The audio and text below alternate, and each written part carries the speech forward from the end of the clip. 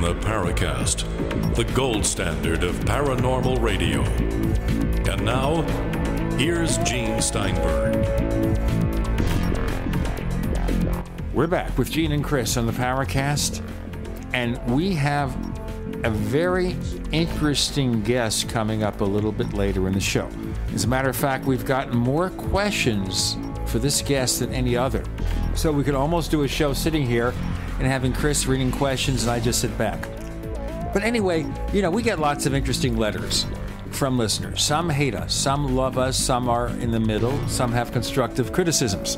So there was one message posted in our forums from somebody who probably doesn't like me because he resented these movie references that I make occasionally. And I regard movies as popular culture and sometimes as an indication of where people are in our society. And so I will mention a movie from time to time to put everybody in the same framework. So in the previous episode we did with Brad Steiger, this person thought I was trying to get attention from Hollywood. Guys, I'm too old for this stuff, I don't want to use the word that Danny Glover used in the Lethal Weapon movies to use a comparison. There was a line he'd give in several of those movies, I'm too old for this, you-know-what, which we can't say on the radio. You're doing it again, Gene. Right, I'm doing it again. I don't care. But, the point being that I don't care if Hollywood notices me or not. It's too late.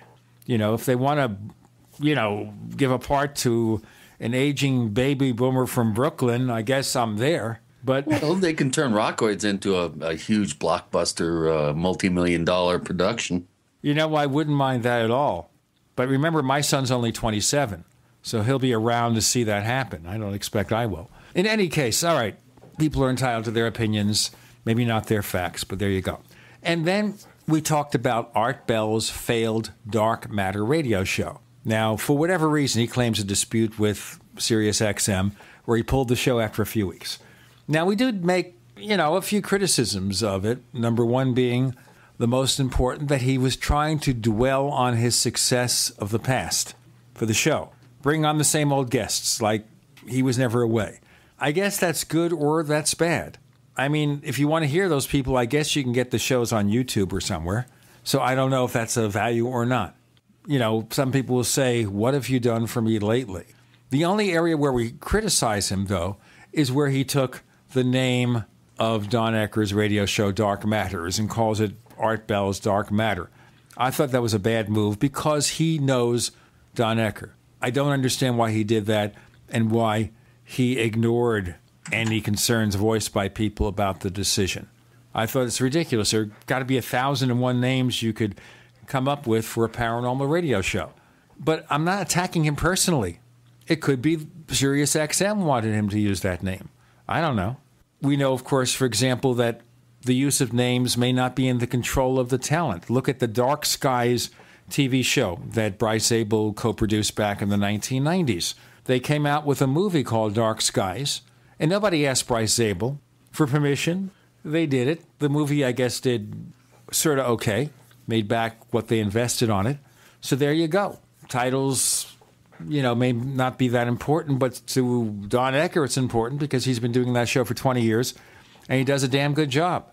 But again, we're not attacking Art Bell personally. I don't know the man. I don't think I've ever written to him. I haven't talked to him. I wish him luck if he can reestablish his radio career. And that's it. There you go. Is that an attack on Art Bell? Well, I mean, it's pointing out the obvious, I think. But, what do I know? That our same poster complained that I ask complicated questions, and majority of the questions I ask are from our listeners. So make them succinct there, folks. So basically, if you ask a question with more than one syllable. It's a complicated subject, Gene. Sometimes you have to qualify parts of your question. I do ask involved questions at times because this is a very, involved subject. And sometimes it's impossible to ask a 5-word sentence in the form of a question. It takes longer. A lot of times you have to have conditions, if, ands, or buts. This is not a simple subject, which is one of the things we've pointed to over the years in regard to the paranormal. I mean, we want to have a simple answer. We want the Reader's Digest explanation for the UFO mystery. We want to know, for example, okay, UFOs are spaceships. The government is hiding the secret. That's the end of the story. When we see spirits or strange apparitions in haunted houses, okay, it's Uncle Harry coming back from the dead, and he wants to send a message to you. Simple answer. Maybe it's true. But a lot of times you look at these things and you find out that may not be the entire answer. So you have to ask a more involved question. And we're not going to shirk from that. If there are complicated questions to answer, we'll ask them. If it requires a complicated answer to the complicated question, which sounds almost like a tongue twister, we'll expect that of our guests because we want to know what's happening, not whether it fits within the definition of Reader's Digest. Yeah, our Cliff Note. Oh, yeah, got to have the Cliff Notes. Of course, now people named Cliff will say that we've attacked them. Jeez. Oh, boy. Well, Gene, I don't know. You can be some things to some people, but you can't be all things to all people, or something like that. I think someone said something like that. You can please some of the people some of the time, or something like that. But you can't please all the people all the time. No. So doing our best here, kind and gentle listeners. I don't know that we do our best. We don't expect to please a lot of people. We expect to please a few, so we keep the show going. And obviously, we have more and more listeners every month, so some people appear to feel that we're doing a good job. And we have other people who don't want to listen because they think we attacked Art Bell or their sacred cow, or they think we run too many commercials and don't want to bother skipping them. I don't know. What can I say? I would say that one of the most popular subjects in recent years in the paranormal field has been the subject of crop circles. Of course, when we had Nancy Talbot on the show, some of the most wide-ranging forum threads were opened about her and about the interview we did with this psychic she deals with, Robert Vandenbroek. And then we had Colin Andrews, who's the guy who pretty much invented the term crop circles. We had him on. We had a lot of comments and questions about it. Now, on today's episode, we're going to feature someone who contacted us after we had Colin Andrews on the show, someone who has actually created crop circles. One of those people. His name is Matthew Williams, and according to his bio, he was once busted for that offense. Well, you know, whatever claim to fame you need to hang your hat on. I've been looking forward to speaking with Williams for a number of years since he first surfaced, and did some pretty interesting exposés online concerning the Circle Makers and Team Satan, John Lundgren, others who have claimed to be behind many of the most elaborate and beautiful of the crop circle formations, that it's all art in the field, that sort of thing.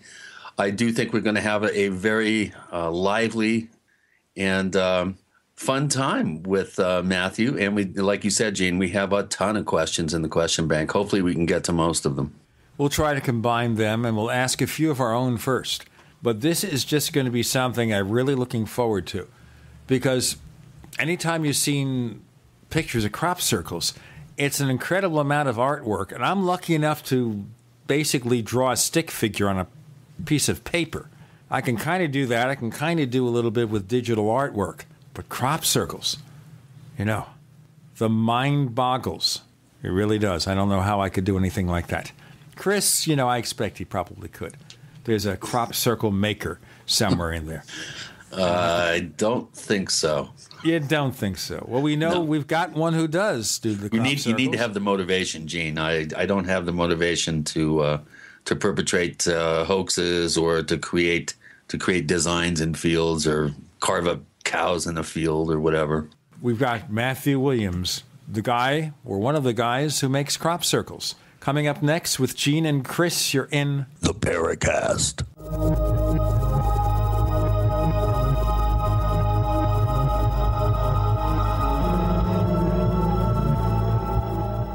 Neighbors, are you tired of dealing with a slow web hosting provider? Well, check out A2 Hosting and their screaming fast Swift server platform. They even have SSDs that load pages 300% faster than the competition.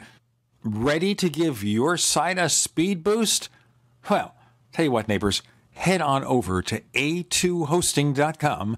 That's A2, that's number 2, a2hosting.com. Check out their Prime hosting account. And get this, neighbors, they're even giving you an exclusive 25% off discount for all our listeners. 25%. And remember, their Guru Crew support team is standing by 24/7, 365 days a year to answer any of your questions. Now, to get the discount, use the coupon code GENE when you check out. Gold isn't for you? Ted Anderson, president of Midas Resources, one of the world's premier gold and precious metal investing firms. I get it. You wouldn't buy gold if you believed that the government is doing a great job, that the Fed will stop handing out trillions of dollars like bailout candy, that Social Security would be there for you. That's not what's happening. You might even pass on gold if the stimulus package wouldn't fuel inflation, or that the dollar wouldn't lose value, or that your retirement would be secure. If all looks rosy to you, then now is not the time to buy gold. For the realist, there have never been more sobering reasons to diversify with gold. Since 2001, the U.S. dollar index has tanked 30% while gold has risen 300%. Right now, savvy investors are adding gold to their portfolios. You should too. Find out what they know. Call us and I'll send you 10 reasons why gold will do very well, free. 800-686-2237. 800-686-2237. That's 800-686-2237. What looks good under your Christmas tree and tastes even better? Big Berkey water filters. Yes, the gift of clean water. A gift that provides a great foundation for achieving good health in the lives of your loved ones. A Big Berkey water filter gives them protection from bacteria, heavy metals, chlorine, fluoride, pesticides and herbicides, VOCs and more. And best of all, a Big Berkey water filter is a gift that lasts for many years with no additional investment. And that saves time and money in filter replacements that other water filters require and are even powerful enough to purify treated, untreated, or even stagnant pond water. As always, all orders over $50 are shipped free, and GCN listeners get 5% off all ceramic filter systems. Order online at BigBerkeyWaterFilters.com, spelled Big, B-E-R-K-E-Y, waterfilters.com, or call 877-99-BERKEY. That's 877-99-B-E-R-K-E-Y. Gift well this Christmas. Give a Big Berkey water filter. My name's Bruno. I'm 52 years old. I've tried different protein powders over the years, and they've all tasted pretty bad. I tried One World Whey and found it to be delicious. After 10 weeks on One World Whey, my wife commented, "You have more muscles and you're leaner than when you were 20 years old." My body has changed dramatically. I'm a cyclist. Normally I'll ride 2 days on and take 2 days off. After being on One World Whey, I rode 10 days in a row in over 100-degree heat, and then I'd take another 2 servings of One World Whey, and then work out at the gym for another hour and a half. I just couldn't believe these results. My normal muscle tightness and soreness after working out are virtually gone. Don't take my word for it. One World Whey comes in single servings. Just give it a try. For a health and taste sensation you'll love, call 888-988-3325. That's 888-988-3325. That's 888-988-3325. Or visit oneworldwhey.com. That's oneworld.com. We'd like to hear from you. If you have a comment or question about the Paracast, send it to news@theparacast.com. That's news@theparacast.com. And don't forget to visit our famous Paracast community forums at forum.theparacast.com. Okay, I've wondered over the years just how and why anyone would want to make a crop circle. As I said to our listeners, I'm bad enough at stick figure artwork with pen and paper. I can do a little bit of digital artwork because I let the computer figure it out for me. But just going out into a field, I don't know. I think I'm a hermit. That's the problem. We've got Matthew Williams here, who's one of the people who's done it. Been there, done that. But it says here from your bio, Matthew, and welcome to the Paracast, by the way, Hello, that Gene. you're a former British Government Customs and Excise officer. Does that mean you're the guy at the airport who checks out things when you're making an international trip? Well, I never actually got into the front line stuff. I was more of an office office type, working in VAT, which is like tax. I don't know if you call it VAT over in the States, but certainly call it tax. Yeah, it was a paperwork job, and I started working there for a couple of years in personnel, worked my way into VAT and criminal investigations as well. But again, it sounds a lot more glamorous than it was, because I was the guy that used to look after the vehicles and things like that and do all the paperwork and servicing and things, so wasn't quite as frontline as you might think. You were the bureaucrat behind the scenes.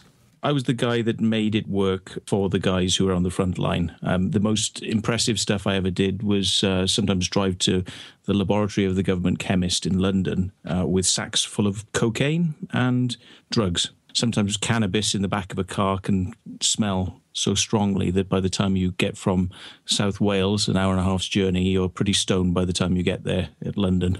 Oh, boy. Yeah. Did that really happen to you? That really happened, yeah. There was two of us in the car once, an officer and myself, and he was getting quite paranoid. And I said, let's pull over at a service station and just get some air, because the sort of smell in the car is quite extreme here. And he was too paranoid to pull over in the service station. So I said, well, look, you know what, just close the doors whilst I go in the garage. You just lock the doors, you'll be okay, you know. And he was like, yeah, but what if somebody tries to steal the stuff? And I'm like, I don't think they know we've got it in the car. I think we're okay. Did you also have to stop to get like potato chips and munchies and stuff? That's what I was trying to, say to him is, let's go and get some food and some drinks, and he didn't want to do it. So yeah. All right. So from that business, how did you get into this business, the world of the paranormal? I gather you had a UFO sighting? I did back in 1991, and I was still working for Customs and Excise. Near around that time, I started getting interested in the subjects of the paranormal and UFOs. It led to me going out and interviewing people, doing the investigations work that a UFO investigator does. I started to produce a magazine called Truth Seekers Review, and this magazine was, just a photocopied paper thing, really, not a magazine per se, not glossy. We had a sort of well-respected readership. I was friendly with a lot of the big magazines, and I was writing articles for them as well. So my name was getting known around the UK. I was appearing on TV shows and regularly asked to speak on radio shows about the UFO subject. It became pretty well known, and my employers didn't like this. The government were not keen to have somebody like me working for them. So things started getting very awkward at work, let's put it like that. And in the end, I was sacked. So I lost my job, and they made it quite clear that they were going to get rid of me. And the way they did it was rather underhanded. You're a technical person, Gene, so you might appreciate this. I was asked to design a database for our department. And what they actually sacked me for was putting the icons to start the database on my desktop. They were quite happy to have the database, but I was not allowed to put the icons on my desktop. That was a breach of departmental security, apparently, and that's what I lost my job for. Can you believe it? It hardly makes sense to me. Well, you and me as well. I mean, my immediate boss, you could see when he was speaking to me about this, he was looking down at the floor. It was like he didn't want to have to tell me that he was going to get rid of me. They were sort of putting me on suspension. You could see that this guy was kind of showing me with his eyes that this was what he was being told to do. I'm one of those guys that lost their job because of an interest in the UFO subject. What do you do now for a day job? Not an awful lot, to be honest. I have repaired computers quite a bit over the years, but at the moment, not working.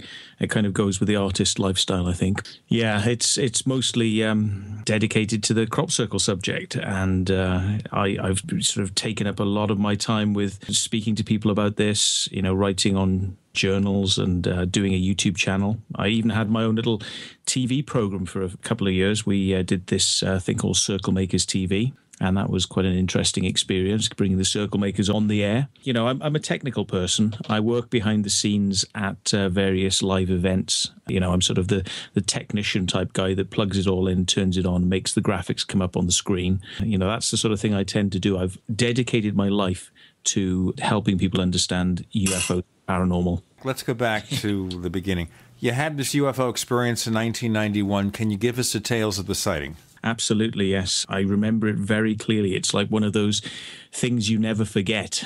Myself and a friend of mine were driving across a mountain road. The place was called the Rhondda Valleys, which is South Wales. I was going off to do some video editing work in a studio, and I drove across this mountain road, and as you come across one mountain pass onto the next side of the mountain, you get the nice vista of the next valley. At the time, it was nighttime, but there was a moon quite prominent in the sky, so we could see the walls of the valley and the cliffs and the road, and it was very interesting sort of driving, with a strong moon.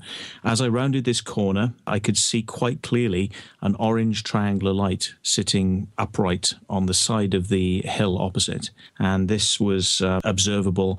Whilst I was driving, I was looking at the road and I was looking at this object back and forth. I had to sort of keep my eyes on the road. So eventually, about 30 seconds after I'd first spotted this thing, a line of trees came into sight. I stopped the car and I'd kind of been squinting at it, but I hadn't drawn my friend's attention to it. I'd just been looking back and forth. And the reason I hadn't drawn his attention to it is because we quite often get mountain fires in South Wales, and these mountain fires would possibly look like something of this nature. But as I was looking and trying to analyze it, I could realize that it had shimmering edges, but it wasn't flames. And it was a uniform orange color across the whole face of this thing. But my brain wasn't really taking in the enormity of what I was seeing. So I was kind of like, what is this? What is this? But I didn't sort of bring my friend's attention to it. I stopped the car. At that point then, I said to him, did you just see that? And he said, see what? And I said, did you just see the orange thing over there? And he said, nope, I didn't see it. He said, I was looking at the mountainside. And I'm like, okay. So I reversed the car up, and we're only talking a few seconds now, clear the tree line, and there's nothing there. All I can say is that's what started me off with the UFO interest. I mean, I had read books as a child. I had a sort of interest in the paranormal and reading stuff on this. But I mean, I must be honest, I was quite skeptical up to that point. I was the type of person that thought, well, maybe people make these things up or they just misidentifying things. I was a very level-headed kid. I remember that night I went over to the video studio and did the work that I had to do. Then I drove back home over the same road. Quite clearly remember I didn't even look in the direction that thing had been. And then 5 days later, it was like somebody had chucked a bucket of water in my face. And I had this sudden realization that 5 days ago, I was driving across the mountains, saw this strange thing. I couldn't understand why 5 days had gone by and my brain had just kind of compartmentalized this and put it away. Okay. Got Matthew Williams joining Gene and Chris. You're in the Paracast.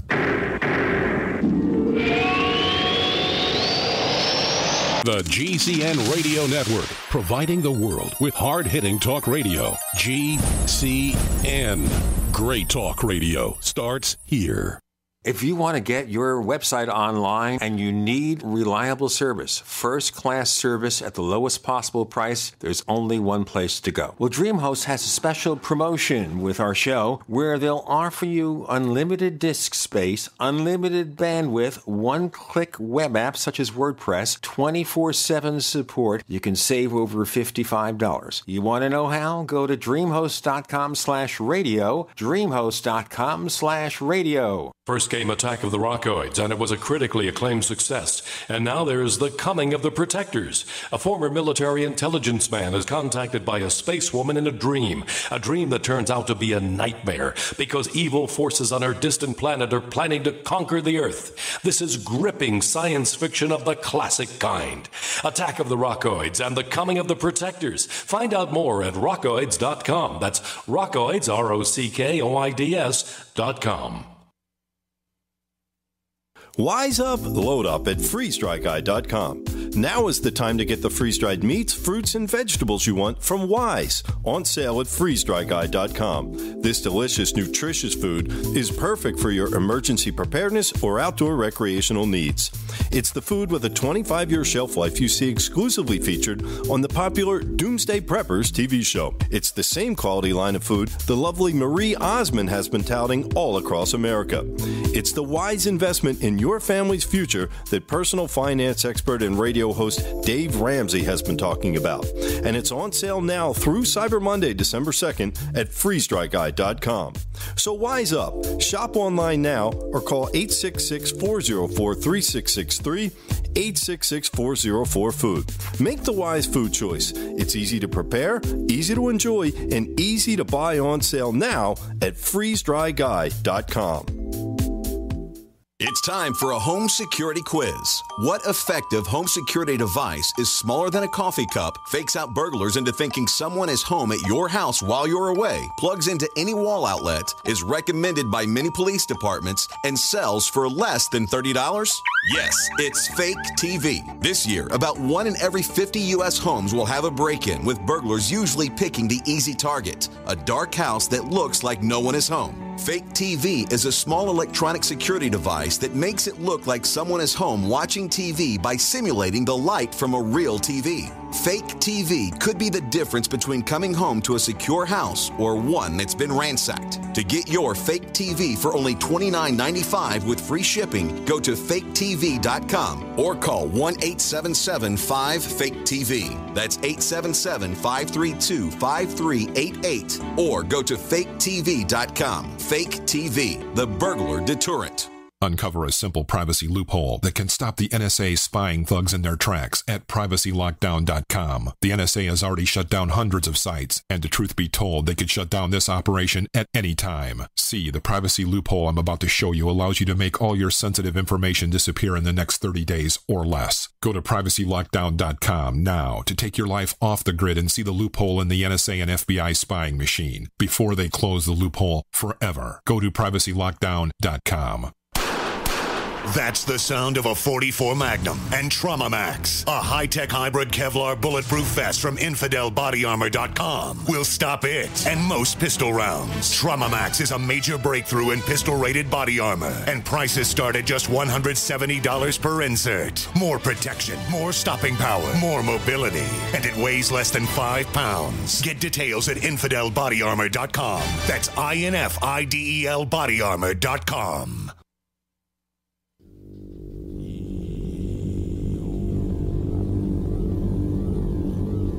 This is Jacques Vallée. You're listening to the Paracast, the gold standard of paranormal radio.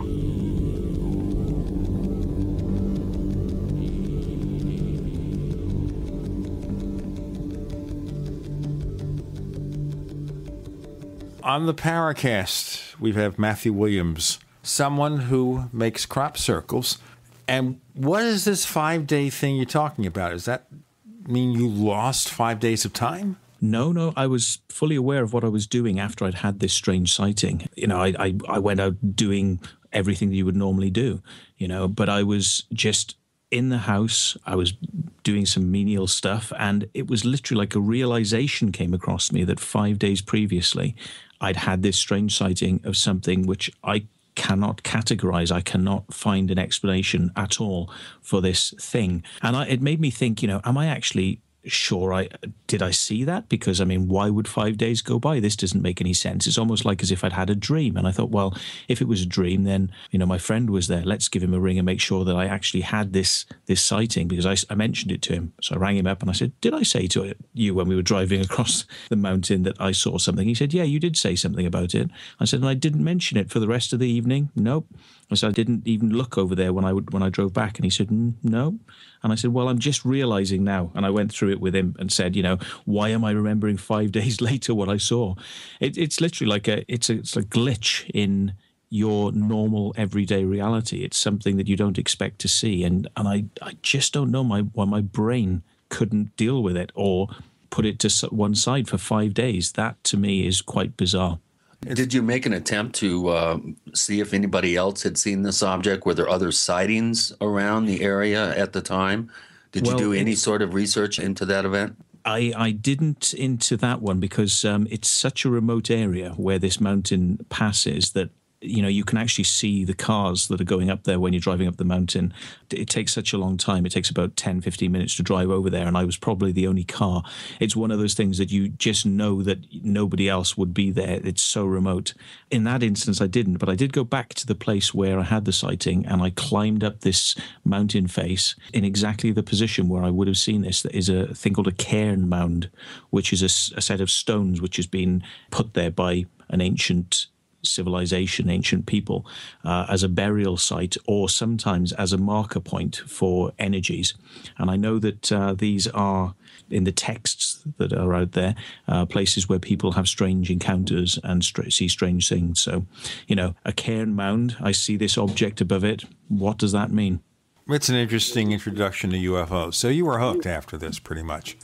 Absolutely, yes. Yeah, I had to, sort of look into the subject more. I had to go and find out a lot more about it. And I started to see myself as somebody that had a strange experience and couldn't explain it. It made me think, well, other people might have these experiences as well. They maybe are in the same position I'm in now. You can't reconcile what's going on.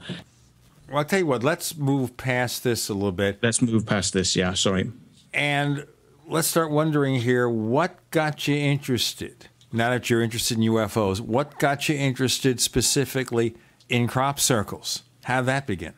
Well, my interest, led on to investigations. I was kind of like South Wales's, number one well-known researcher at the time. And we were putting on conferences, and we had people like John Mack, the famous Harvard professor, came to speak at the conference along with Colin Andrews. And Colin was a recent guest on your show, and I've come to know Colin quite well as the premier researcher in crop circles.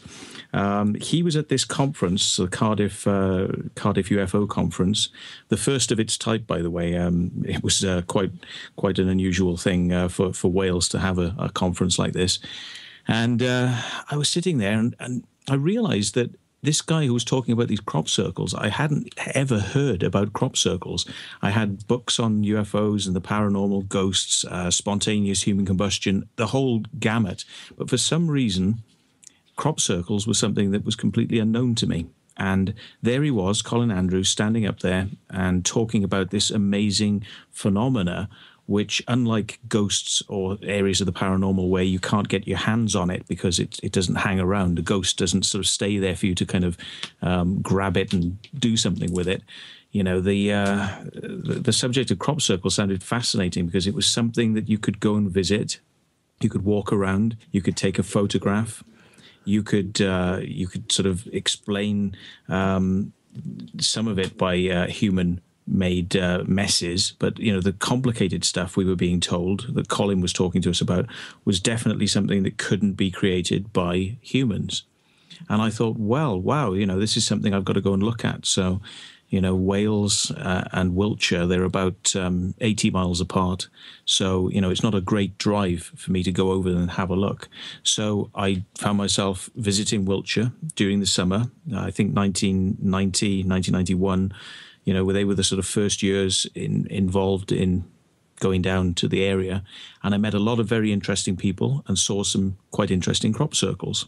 So that's how my interest started. But where it changes direction is that I came to different conclusions about who or what might be making the crop circles. All right. So at the beginning, when you first got interested in crop circles, what did you think then, and how did your expectations change? Well, initially we were told that there was strange electromagnetic effects in crop circles, and that these couldn't be replicated by people because there were strange nodal bends at the knuckles. And these knuckles are like your sort of knuckle on your finger. It's where the joint changes direction. And on a plant where you have this little knuckle, there's an expanded region that, when it bends over in a crop circle, would split open. And this splitting would then have burning around the edges. And this burning was determined to be from microwaves or from a heat source. And we were told that there was no way that this obviously could be done by humans. And it sounds sort of fantastic and sounds like something that you would imagine couldn't be done by people. Then there would be talk about underlying paths, that the crop was laid out in certain directions that couldn't be replicated by people, and that certainly the designs were something that people would find very hard to do, especially out at night, when it's very dark, and how could people possibly do this? So when you listen to the researchers that were around at the time when I first started, I mean, a lot of this sounds quite plausible, and unless you get yourself involved, as I did, then you may be swayed to thinking that these things are impossible for people to create. But I went out to find out, what the possibilities were, and I found out the very different answer. And the rest became history. Okay, let's talk more about the history. So when you went out to see what was going on, what did you discover? How did you discover it? And before you answer, we have about 1 minute and 20 seconds for this segment. So let's start here and continue in the next one. Okay, well, going out into the crop fields of Wiltshire, you're going to meet a lot of people that have had weird experiences. So, I mean, in and amongst the actual crop circles themselves, you'll start hearing the stories of the strange and weird things that happen in crop circles. And this kind of colours your opinion, I think, on what you're seeing. It can influence you. So you basically become more sort of pro to the idea that these things can't be done by people.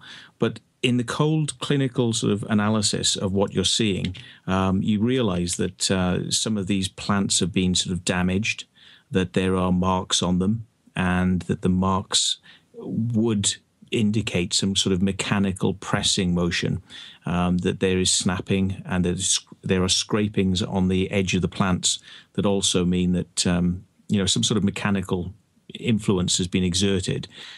When I first put this forward to the other researchers around me, I was told, well, that's just because you weren't there early enough. And obviously people have walked around this crop circle, and therefore that walking has caused the damage. So, unless you're there very, very early, you'll never know the truth.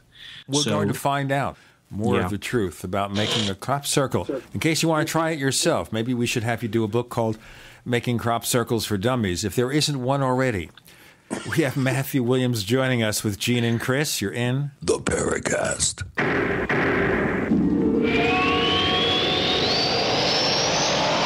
America's #1 source for independent talk radio for over a decade. We are the GCN Radio Network.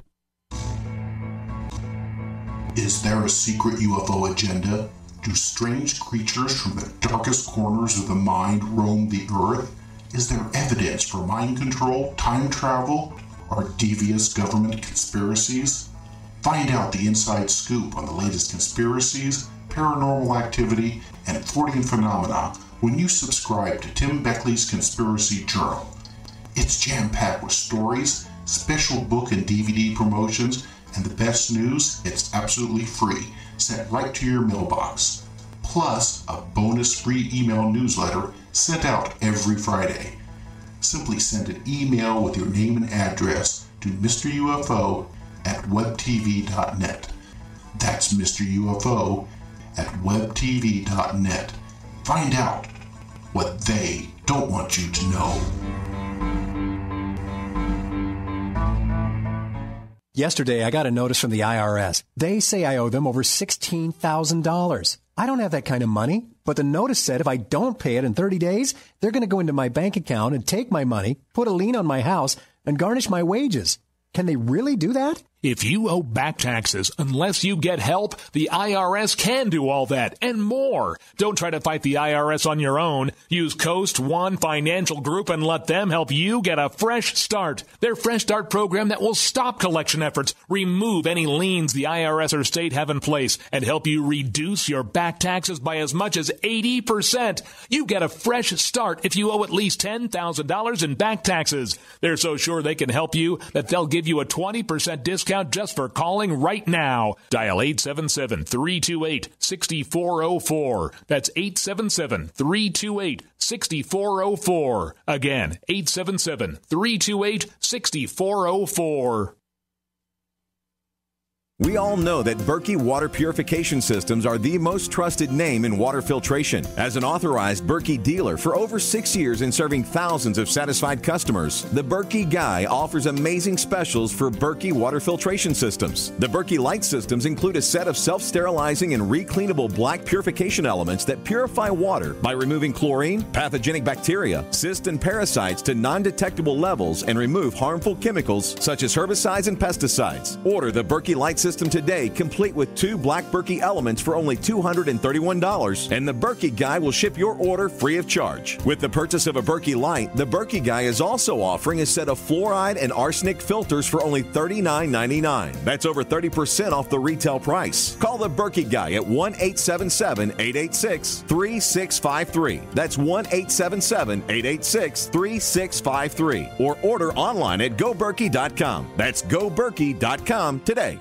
A little over a year ago, I began to do a lot of research into why, even if I had a pretty good-sized meal, that I was still starving. And my research led me to a well-known fact that most of the soils that we grow our crops on here in the United States and across the industrialized world are almost completely depleted of almost all of the key minerals and trace elements that our bodies need to rebuild themselves, fight off cancer, and be healthy. I then searched out the best vitamin and mineral company out there and discovered Youngevity. The Youngevity products are designed to give you the real nutrition you need, and once you've got that, you don't have to eat as much to be satisfied. I've lost 37 pounds in 2 months, simply getting the vitamins and minerals I need. Check it out for yourself. It's incredible. Go to InfoWarsTeam.com today and order your first canister of Beyond Tangy Tangerine Complete Multivitamin Mineral Complex Dietary Supplement. That's InfoWarsTeam.com.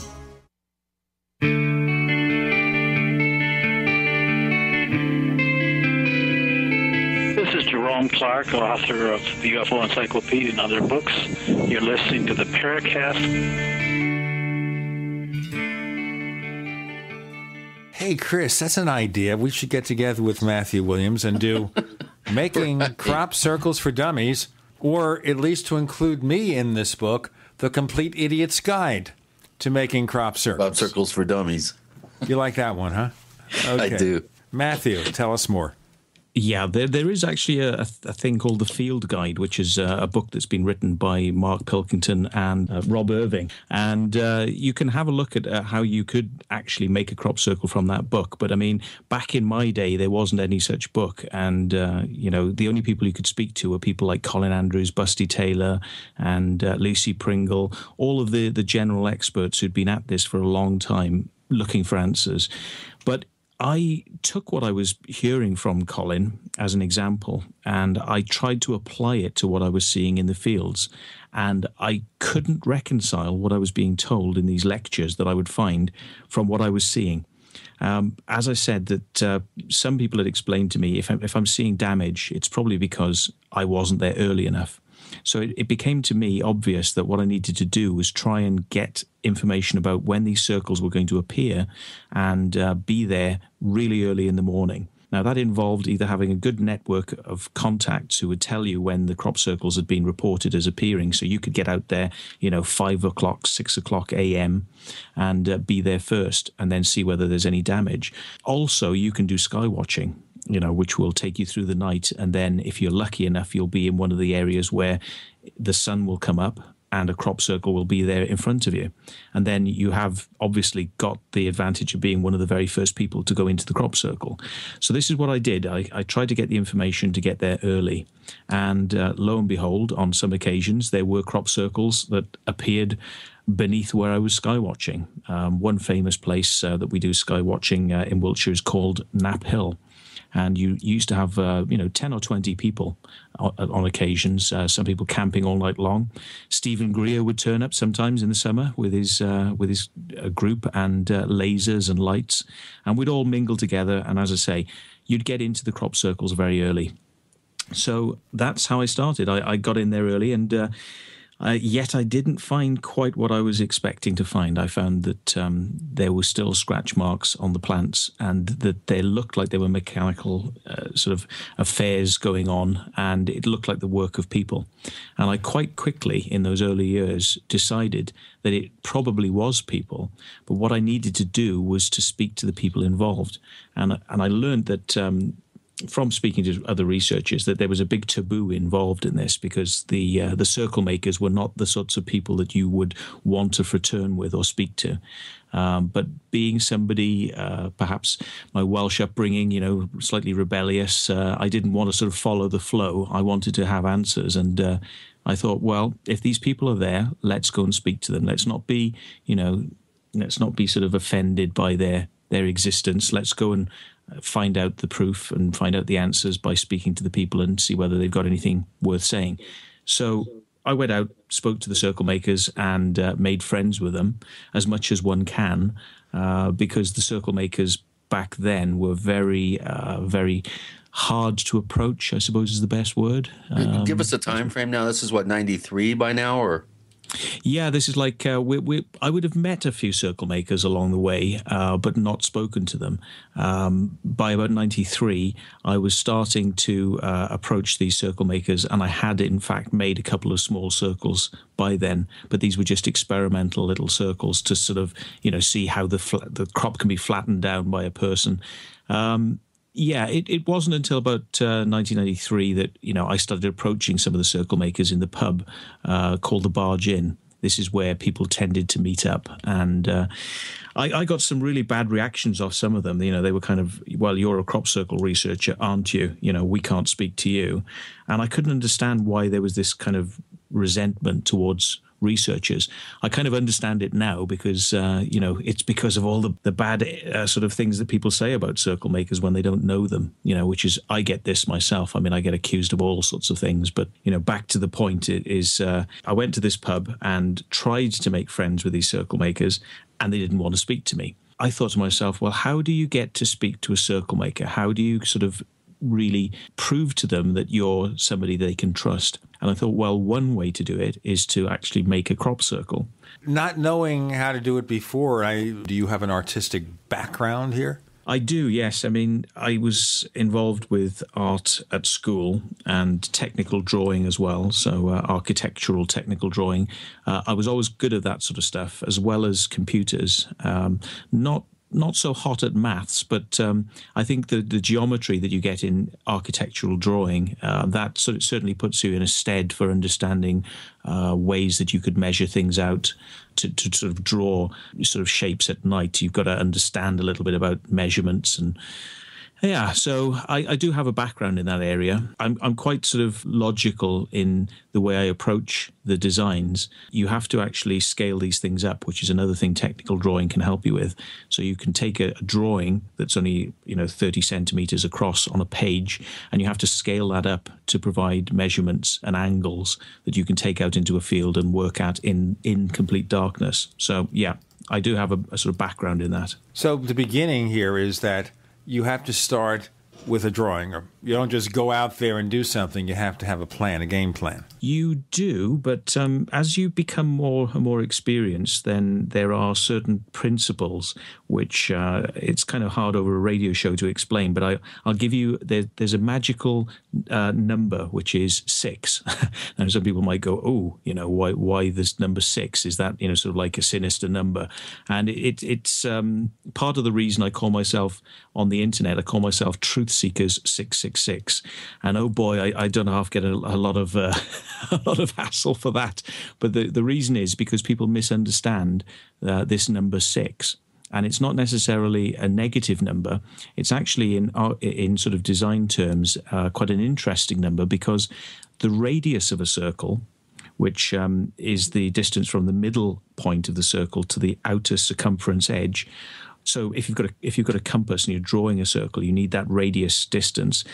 If you take that radius distance and put it along the edge of the circle, i.e. in the circular bit that's known as the circumference, it fits perfectly 6 times.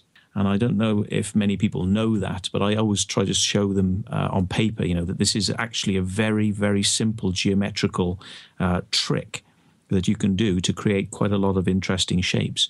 So with one measurement, which is your radius, which is basically one person standing with their heel on the ground, they measure out the tape measure to a set distance to another person who uses his heel to walk sideways to create the line of the crop circle. That measurement, if you maintain that measurement, once you've done that circular edge, if you go out to the edge and you measure 6 of those same radiuses round the edge, it will meet back at the point where you started, and then you can put in a 6-sided shape. You can put in a Star of David, a triangle, sets of triangles, radiation symbols.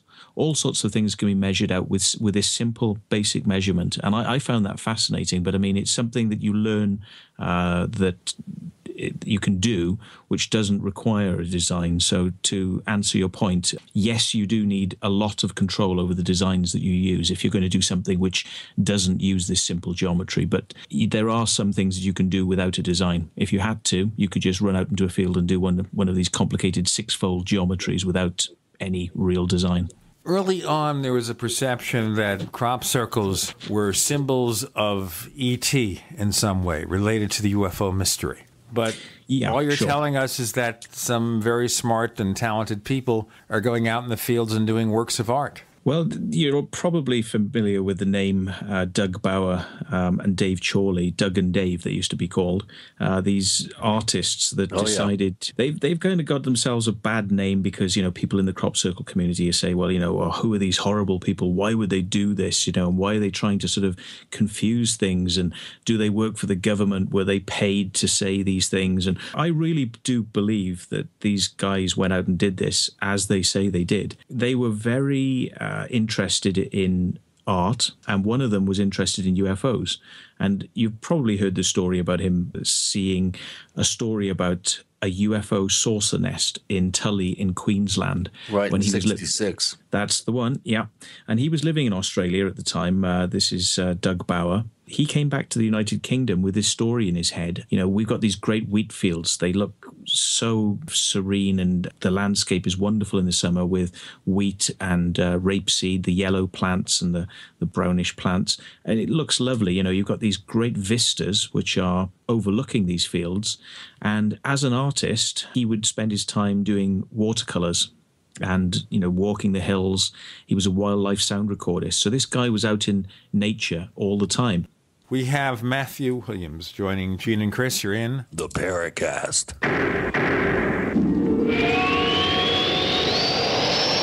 Are you tired of searching for great talk radio? Something more important. Search no more.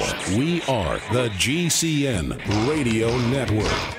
Hi, this is Ted Anderson. If you'd like to listen to GCN programs on the go, I have great news. GCN has created a Droid and iPhone application, and it's free. Just as easy as going to GCNlive.com, click on the banner, and download. Before you know it, you'll be listening to your favorite hard-hitting GCN shows, live or on demand, right on your Droid or iPhone, 24/7 and on the go. So download the Droid and iPhone app free by clicking on the banner at GCNlive.com. Thanks again for listening to GCNlive.com. Again, that's GCNlive.com. We the people grow cotton, weave fabric, engrave ink, embed strips and fibers to protect from counterfeit, then carting to a private bank, having it lent back at interest, forcing taxes to service debt. This capitalism, or was Jefferson correct when stating a central bank issuing the public currency is a greater menace to the liberties of the people than a standing army? Ted Anderson, I'm placing a free silver dollar in a book that explains our monetary system. Call for your copy, 800-686-2237. It's time to understand the system. Call 800-686-2237. That's 800-686-2237.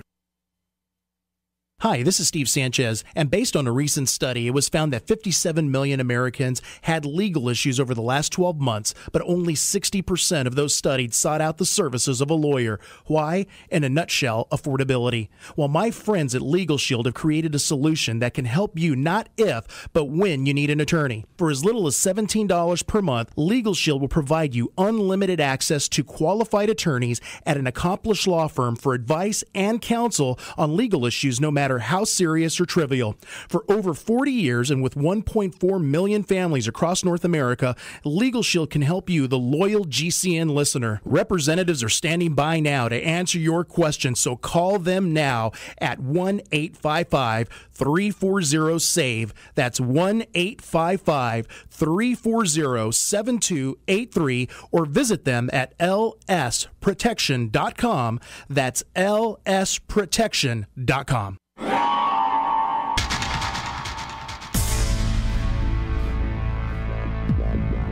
Welcome back to the Paracast, the gold standard of paranormal radio. And now, here's Gene Steinberg.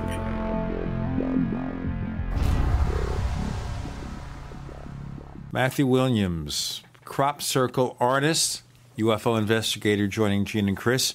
And you were talking about one particular person here, and we had to kind of break. Good old Doug and Dave. Yeah. Good old Doug and Dave, yeah. Well, sounds like a radio show, the Doug and Dave Show, with the Z Morning Zoo, brought to you on this station. Well, if it was a radio show, I'm sure they'd have some great tales to tell. But unfortunately, one of them is no longer with us. Dave Chorley passed away, but Doug is getting on in years, but he is still around. Yeah, he was impressed by the landscape as an artist, and he thought back in his head to the story of the Queensland saucer nest and thought, well, what if I was to stick something in the landscape and see how people react? What if I was to make a mark in one of these lovely wheat fields? So together they decided to do these designs, which were just simple circles and not very impressive, just to see how people would react. Now, at the time, researchers came along like Colin Andrews and various others back in the day. They were very impressed by this, and they thought that this must be a sign of alien, involvement, extraterrestrials landing in the fields, whatever you like. And they carried away with this sort of idea. They took it on and started researching this stuff. As Colin and his friends were researching, the talk was that, if this was going to get somewhere new, it would probably be in the form of a message. And suddenly the crop circle started exhibiting messages. So it's almost as if, Doug and Dave were kind of listening in. And I know they were listening in. There are stories about phone calls and sort of Doug and Dave turning up to lectures done by Colin Andrews, and they didn't know who they were. So they'd come up to the front and sort of like shake Colin Andrews' hand and say like, hello, I'm very interested in what you've been talking about, and then of course they would go out and do crop circles practically to order, because they would have heard a Colin Andrews lecture or a Busty Taylor lecture, and they were doing these things. Art imitating life. Yeah, it's the feedback loop. Yeah, and I mean they would even report these crop circles to Colin Andrews. They would actually ring him up and say, oh, I was actually walking out in the countryside and I saw something this morning because, I'm doing my wildlife sound recording. And Colin would say, oh, thank you very much, and he would wander off, and there would be the crop circle. So he was getting the top information, from these the guys that were actually making this stuff. Okay, now, let's get a quick time check. The first crop circle that I'm aware of that had any pattern of complexity was in 86 in Cheesefoot Head, where you have a circle with a narrow band around the outside of it. Give us a time frame when this was happening. Are we talking mid-80s then, or? Yeah, I mean, it escapes me now exactly when Doug and Dave started, but well, they started in the late 70s, I believe. But when did Colin get involved? I think 83 or 82. Yeah, I mean, I think it was the early 80s, or 1974. I'm thinking now. So Doug and Dave were starting, and the Cheeseford Head was definitely the area that they were working in, because they were from Southampton. That's only a small drive from them, sort of like a half an hour drive in the car. And you've got the best hills for looking down over into sort of the crop fields to sort of view these things. So, they were starting then. But I mean, any pre-dating crop circles, I suppose you're getting towards what you're suggesting, they wouldn't have been done by Doug and Dave. And well, I mean, we have the famous woodcut of the mowing devil back in the 15th century, and there's other reports too in the 17th and 18th century. What do you make of those? Interesting you should mention that, because I think people kind of overlook the general flavor to that story. They say, if you go back to the early sort of wood cutting, there was this sort of mowing devil, and he created a crop circle in a field. And that's about as far as into the story as people go. But if you actually follow the whole story, it starts off with somebody who's a farmer being approached by a gentleman saying, I would like to cut your field. I would like to mow your field for you, and with my scythe, I can cut your wheat field. And the farmer sort of says, no, thank you. I don't need your help. I'm quite happy on my own. This guy goes away, and because he's upset that the farmer didn't employ him, he curses the field, or tells the farmer that he's going to curse the field. The farmer kind of, sort of brushes this off. They go their separate ways. Then at night, something happens in that field. A mark or a shape is created. And when the farmer gets up in the morning, he thinks to himself, oh, my God, the devil really has done something in my field. But I mean, if you apply Occam's razor here to the way that, the way that things tend to go, I'm putting the pieces together. You've got, this guy who's disgruntled, warning him that something's going to happen in his field. And lo and behold, something happens in the field. So that's probably where some of your first crop circles would come from disgruntled farmhands saying, well, I'll teach that guy if he's not going to hire me. And I mean, if the farmer's name had been Colin Andrews and the sort of, the other guy had been Doug and Dave, like threatening to sort of curse his field, then, you've got something 500 years previous that would match exactly today's scenario. But Oh, that's interesting. Well, this is a question that's cropped up on our forums where you can ask questions of our guests at forum.theparacast.com. And it has to do with the actual farmers. Back in the early days, I would think that very few, if any, of these farmers were aware that people were going to be going into their fields and, making these glyphs. How prevalent now is collusion between circle makers and farmers, hand in hand? What percentage would you say of these are done clandestinely in terms of the farmer not knowing that it's going to happen versus crop circles that are done with their cooperation? Sure. I mean, there's never been any collusion between circle makers and farmers. We get asked this a lot. I've never once ever had somebody tell me that they knew of a farmer commissioning a crop circle. Sometimes circle makers have gone to the farmers in order to hire a field in order to be able to work, sometimes for commercial projects like advertising, logos, or television programs that wish to sort of explore the circle making thing. But really, the farmers are literally just farmers. They just get on with their own business. And most of them would tell you that they're not happy to have crop circles on their land, and they don't like the damage. They don't like the attention it creates, the groups of tourists who turn up. So really, farmers would like to have nothing to do with this at all. But it is a question we get asked a lot, but no evidence. Okay, well, just checking, because I would think that it would be a financial loss, because a lot of that crop that's laid over is not going to be salvageable. In some cases, it's not salvageable. It just depends on whether the farmer is prepared to lower his combine harvester's blades down to be able to pick it up. Sometimes when people walk through the field, they tend to trample the seeds off the heads, so there isn't much to recover. But if the farmer can be sort of keeping people out of the field, then the visitors won't end up destroying that crop. So it's really the visitors that are the problem.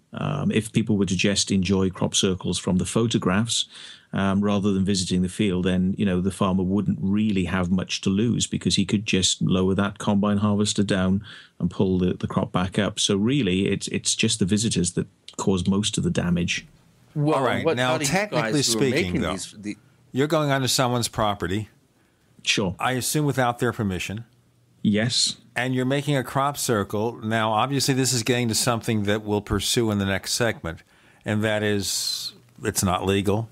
If you get caught, you can be arrested, right? And that happened to you once. Get shot. Yeah, I did. I got arrested and prosecuted. I'm, as far as I'm aware, the only person who's ever been prosecuted for the act of making a crop circle. So, yeah, that's a one I'll carry with me for some time. Kind of a dubious claim to fame, but a good one. Yeah. It came out of trying to help people to understand where this is coming from. And, without... I don't want to sort of decry the crop circle subject, and I've got to tell people, if you hold on, we'll talk about some of the weirdness that is associated with man-made crop circles. And we'll do that in our next segment, but I want to find out more about when you were busted for making a crop circle. We have Matthew Williams joining Gene and Chris. You're in the Paracast.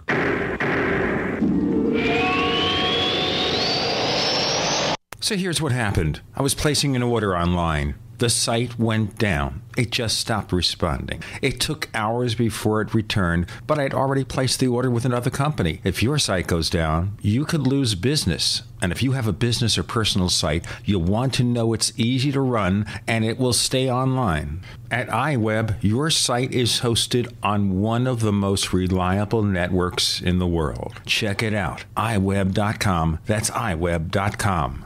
First came Attack of the Rockoids, and it was a critically acclaimed success. And now there's The Coming of the Protectors. A former military intelligence man is contacted by a space woman in a dream that turns out to be a nightmare because evil forces on our distant planet are planning to conquer the Earth. This is gripping science fiction of the classic kind. Attack of the Rockoids and The Coming of the Protectors. Find out more at rockoids.com. That's Rockoids, ROCKOIDS.com. Friends, this is Alex Jones for MidasResources.com. For more than 15 years, I have exclusively used Midas Resources for all my precious metal needs. Whether it's bullion or collectibles you're looking for, Midas Resources is simply the best. I own my gold as a hedge against inflation.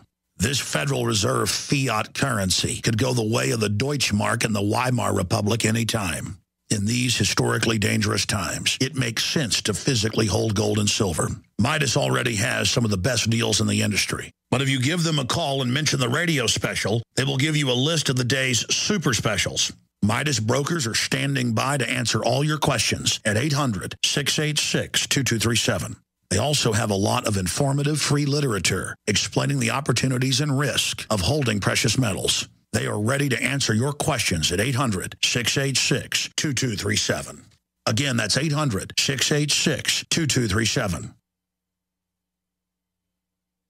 American gardeners and fellow patriots, make the right choice with your money, time, and your family food supply. Choose 100% pure heirloom seeds in the Survival Seed Vault from MyPatriotSupply.com. Why spend more? The Survival Seed Vault from MyPatriotSupply.com is only $37.95 and includes 20 varieties of pure, hardy, easy-to-grow heirloom seeds. Yes, only $37.95. That's 70% less than our competitors. You could buy 3 Survival Seed Vaults for less than one of theirs. The Survival Seed Vault from MyPatriotSupply.com includes detailed planting and seed-saving instructions and ships same day. Plus, all orders over $49 ship free. MyPatriotSupply.com is American-owned by patriots like you, passionate about freedom and preparedness. Call now, 866-229-0927. That's 866-229-0927. Or discover more emergency preparedness items when you order at MyPatriotSupply.com. Choose the original. Choose the Survival Seed Vault at MyPatriotSupply.com.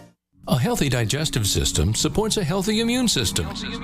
And a healthy immune system protects you against infections and disease. Pro EM1 Daily Probiotic Cleanse, available at Teraganix.com, is the key to digestive health. Pro EM1 is a powerful liquid probiotic and is gentle enough to use every day. Pro EM1 contains 3 groups of beneficial microbes and enzymes to cleanse and remove toxins, supports weight loss, improves absorption of food nutrients, and aids in controlling yeast and other infections. Pro EM1 is dairy, wheat, and soy-free, is non-GMO, has all natural certified organic ingredients, has no preservatives, and is never freeze-dried. Pro EM1 is the key to your digestive health. Order Pro EM1 Daily Probiotic Cleanse at Teraganix.com, spelled Teraganix.com. Teraganix.com, or call toll-free 866-369-3678. That's 866-369-3678. Pro EM1, the raw probiotic. We'd like to hear from you. If you have a comment or question about the Paracast, send it to news@theparacast.com. That's news@theparacast.com. And don't forget to visit our famous Paracast community forums at forum.theparacast.com. It's crop circles all the time on the Paracast this week with Matthew Williams, a UFO investigator who has made his own. And you have one claim to fame, being the only person, or at least the first person, to be busted for it. How did this happen? Where did it happen? Give us the raw details. Well, how I came to be known as a circle maker, I was kind of exposed by a friend who... Pillow Talk, basically, started all this off. This is slightly back from the arrest, but one of the circle makers on our team, we're skipping forward here now. I'd been making circles for many years and come to the conclusion that we were actually doing something that was full of a paranormal factor, but we'll come back to that. This excited my team members and myself. We were fully in the swing of, thinking that we were taking part in a magical thing, that we were getting inspiration to do these designs from somewhere else. We'll come back to that. But we did tell our new team member that it was probably not a good idea that he go bragging about this, because if he started bragging about it to other people, that they probably wouldn't keep it secret, and that could get us into trouble. So he didn't do that. He told his girlfriend, and she went and told some other people, and they went and told some other people, and then that's how I got exposed as being a circle maker. So our group of friends that we hung around with in Wiltshire knew that I was making circles, but the researchers didn't. It was still kind of kept as a bit of a secret in the background. But I felt that I had to justify why I was doing this, because the story was starting to get out. Why was I doing this? I was supposed to be a UFO researcher, and why was I involved in something that could really kind of damage your credibility and your name in doing research? And I had to tell people, well, the reason I was still doing this and making crop circles on a regular basis was because I did believe in something bigger going on. And I was doing this as part of an experiment. It had started off as just, can we do it? Will people believe that our circles that we create are any good? Like the real thing, quote, in quotes. But then it developed into I needed to justify why I was doing it when this came out. So I started to approach various crop circle researchers. One by one, systematically, I was trying to make contact with them. Colin Andrews, Busty Taylor, Francine Blake, Charles Mallet. There was Michael Glickman. I went to their houses and knocked on their doors and said, would you like to sort of sit down and have a chat? And mostly, I've got to say, probably about 98% of the people I approached all said, basically, do not come and speak to me, get away from me, I don't want to have anything to do with you. And I kind of thought, well, that's a bit strange, that they're supposed to be researchers, but they don't want to actually sit down and have a chat about this. I had my nose put out of joint, to be perfectly honest, by the fact that they didn't want to speak. So the only one that did want to speak and was actually gentlemanly was Colin Andrews. And this is why I would say to people, I've got a lot of time for Colin, because he would actually talk about this. Matthew, give us a time frame here. When are we talking? Trying to talk to these researchers would have been just before 2000, because I was arrested in 2000. Okay, so this is 1999. Way down the Yeah, way down the line. So I came along to Michael Glickman and asked him, would he like to sit down and chat? He basically said, get out of my premises, don't ever contact me again, and this sort of stuff. And I kind of went away thinking, well, this guy is supposed to be a researcher. I can't get my head around how people will not talk, why the debate has been shut down. So I thought, well, if he's not prepared to accept that people are making these crop circles and I'm trying to help him here, I would have even offered him the opportunity to come out into a field and watch us making a crop circle at night so that he could get it clear in his head that we were capable of doing this. But he didn't want to know. So I went away and thought, well, how can I kind of get through to him that we are doing this? And I thought, well, one way would be to create a crop circle that contains some specific elements that he is expecting cannot be done by humans, that he's claimed are impossible for people to recreate. And then if we put those into this crop circle, stand back and watch and wait, he'll probably, come out and say that he thinks this is an amazing crop circle, that it's genuinely paranormal. And then we can reveal to him that we actually made it, and it might help him to understand. So this is what I did. I approached an American researcher you're probably very familiar with called Whitley Strieber. Whitley Strieber does a radio show where Michael Glickman appears, like I'm doing with yourselves now, as a guest. But Whitley is not very critical of Michael. He doesn't research and check out what he says. He just kind of has him on the show and just lets him say what he wants to say. Well, I basically wanted Michael's sort of research to be checked by Whitley. I wanted him to go and look at what he was doing. So I thought, well, I'll approach him, offer him the opportunity of being the judge then in this, or the independent third party in this, that I will give the details of the circle I'm going to do to Whitley Strieber, and he will sit on this, and then I will make the circle. So Whitley agreed to this. He said that he would keep it perfectly secret. I went out and made a circle. The very night I made the circle, Whitley Strieber phoned Michael Glickman and told him, "Watch out, Michael, they're making a circle. They're trying to catch you out. Don't be fooled by it." And then Michael Glickman, armed with this knowledge, contacted the Wiltshire police. The next day, I had 16 police officers turn up at my house. The SWAT team was after you. Yeah. Ouch. So we can boil it down to Whitley opening his mouth. Huh? Okay. Yeah. Let me tell you folks here, I think some of our listeners know this. We, for some reason, don't get along with Whitley Strieber. And there's a long story about that. I don't want to dominate the time for Matthew to tell his tale. We've invited him on the Paracast several times. A couple of times he's actually agreed to come, and then at the last minute he says no. Now, he doesn't like the fact that some of our listeners figure he's chicken for not coming on, but, you know, I met him a few times in the past, and I don't have a final conclusion about what he does or his claims, but I am concerned over what he did to you. So tell us more. 16 policemen come up. Now, in the UK, they don't have guns, do they? They didn't come there with their weaponry. Yeah, or tanks or automatic weapons or bulletproof vests. Yeah, I mean, they do have guns. In fact, Wiltshire is it's one of the police forces that has the most armed force police in the UK, apart from London. There's a reason for that, is because Wiltshire is a place where you have a lot of very rich people with mansions, and they have to be protected. So these guys are armed. A lot of them are ex-services that have gone into the police. Did they have weapons on that occasion? Possibly not, but I have encountered the police regarding crop circles on other occasions, and they definitely were armed. But we won't go into that now. So yeah, when it comes to me and the way people portray me to the police is as a dangerous, nasty criminal type. The police will come, armed, expecting the worst. But just on this occasion, 16 police officers came to the house. I was basically dressed in my, night garments. I came to the door and it was like, "Are you Matthew Williams?" "Yes." "Do you know anything about making a crop circle last night at a location?" And I just thought to myself, I can't say bad words. I promised I would not swear. And you won't, but we have to have these words before we continue. What happened when you opened the door? And they asked you to identify yourself. Matthew Williams telling the story of being busted for making a crop circle. With Gene and Chris, you're in the Paracast.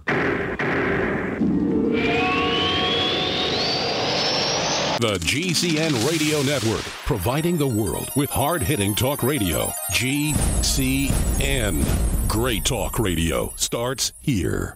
Graphic Converter is the image manipulation tool for the rest of us. It does not use any database. You get full control of all your files. Want to view the images of a folder? Drag it into Graphic Converter, and a powerful browser opens up to show your image files. You could use it for slideshows. You could use it to import images from digital cameras or from scanners. Need to do some image editing? You can do that too in Graphic Converter. Also print catalogs. Convert from so many formats I can't even list them. Download now to see if Graphic Converter is good for you, like 1.5 million other users. Guess what? You could save money when you buy Graphic Converter. Use the coupon code NIGHTOWL. Use the coupon code NIGHTOWL to get a special price for Graphic Converter. Go to lemkesoft.com. That's LEMKE soft.com. lemkesoft.com.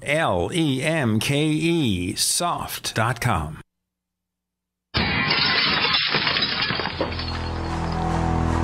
In the U.S., 1 in every 50 homes will have a break-in this year. Burglars call it smash and grab. Police call it robbery. We call it avoidable. We are Fake TV. a simple electronic device that can fool even professional burglars. Fake TV easily plugs into any outlet and simulates the changing colors of a television. To a burglar, it looks like someone must be home watching TV, so they'll likely move on to an easier target. At only $29.95, Fake TV costs less than a month of most alarm monitoring plans and comes with free shipping. Order your Fake TV by calling 877-5-FAKE-TV or go to faketv.com. That's 877-532-5388 or faketv.com. Fake TV, the burglar deterrent. To thank you for being a loyal listener, we have a limited time freebie offer for you. Claim your free heirloom tomato seeds, just pay shipping, right now at 123freeseeds.com. These aren't ordinary seeds. These are heirloom, non-genetically modified super seeds that are open pollinated and can be grown, harvested, and replanted endlessly. These survival seeds are actually more valuable than gold in a crisis. Go to 123freeseeds.com and you can get an airtight storage packet of 150 super seeds free while supplies last to say thank you for being a loyal listener. First come, first served. Just cover shipping. Go to 123freeseeds.com now to see if your free heirloom seeds are still available. That's 123freeseeds.com. Hi, my name is Annette, and due to menopause symptoms for nearly 2 years, I suffered severe hot flashes, which prevented me from sleeping all night. It was so hard to work because I continued all day to have the hot flashes from hell. I was exhausted and depleted. After only 3 weeks on One World Way, I have no hot flashes, and I'm sleeping normally again. I feel energized and strong. This is an amazing product. It is a little-known fact that every single cell of your body is supposed to produce 10% of its protein content as glutathione. But due to toxicity and aging, it does not. Could glutathione be a missing factor in optimal cell function for your entire body? If you restore the optimal glutathione levels in your cells, especially your glands and organs, then as a result, your glands and organs work better. Imagine the quality of life improvement you might have. To order One World Way, call 888-988-3325. That's 888-988-3325. Or visit oneworldway.com. That's oneworldwhey.com.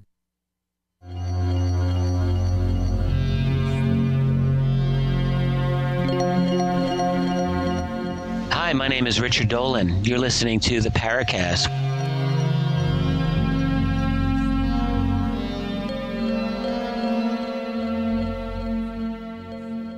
Here we go. The gendarmes are at the front door. The bobbies. Yeah, bobbies there was on bicycles, 2x2. I just remember that song from Roger Miller. Okay, Matthew Williams, tell us more. They asked if you're the guy who made the crop circle, and you said... I said, yes, it was me, because I thought, well, there's no point in denying it because Whitley Strieber has the proof, because I sent him the designs, and I thought to myself, I can't believe these people, why they can't just do what they say they're going to do, you know, and stick to the plan. And I thought, no, I'm not going to let them, you know, sort of get away with pushing me back on this, that I know that we're making crop circles. And I thought, well, no, damn them. That I'm using sort of polite words there, but damn them, I am going to admit to this, and we will see where this goes. And that's what I did. I literally just gritted my teeth and I said, yes, it is me. I did it. Yeah.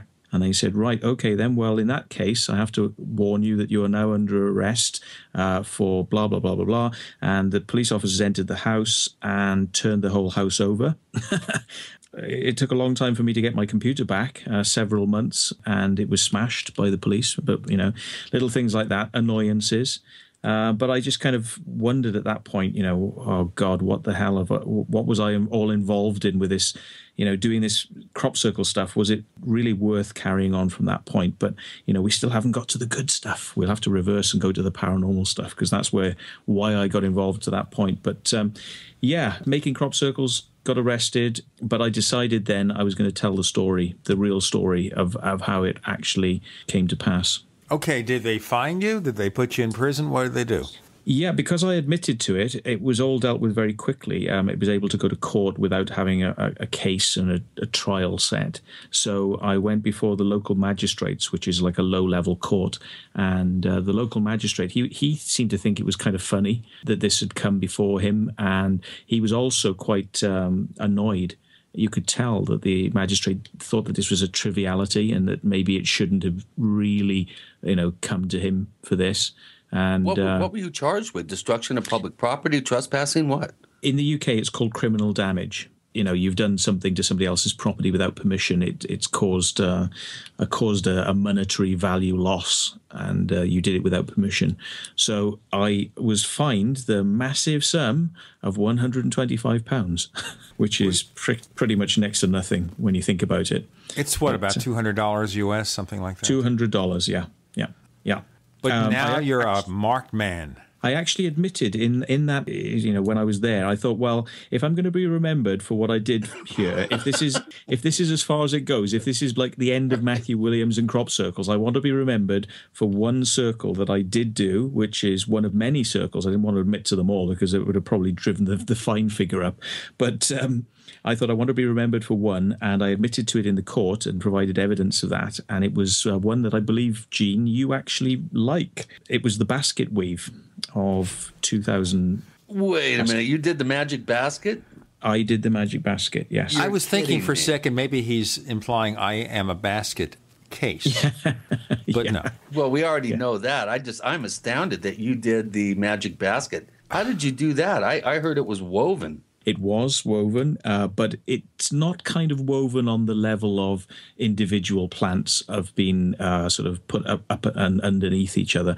There's a slight technique which makes it look like it's woven, but in fact, it's literally you go up a line of filling, you cross across, you miss a bit, and you come down, then you go across and you miss a bit, then you go up, and then you've got pieces which are left behind, and then whatever's left behind, you go left to right, left to right, left to right, and fill those bits in.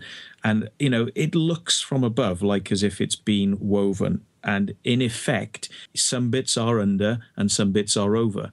But they're not over and under and over and under. There's just bits that lay on top of other bits, and it kind of gives the effect of a basket. But, if people want to think it's been perfectly woven, then they're quite, within their rights to think that. But it looks good from the air. It's not quite as technically challenging as you might think.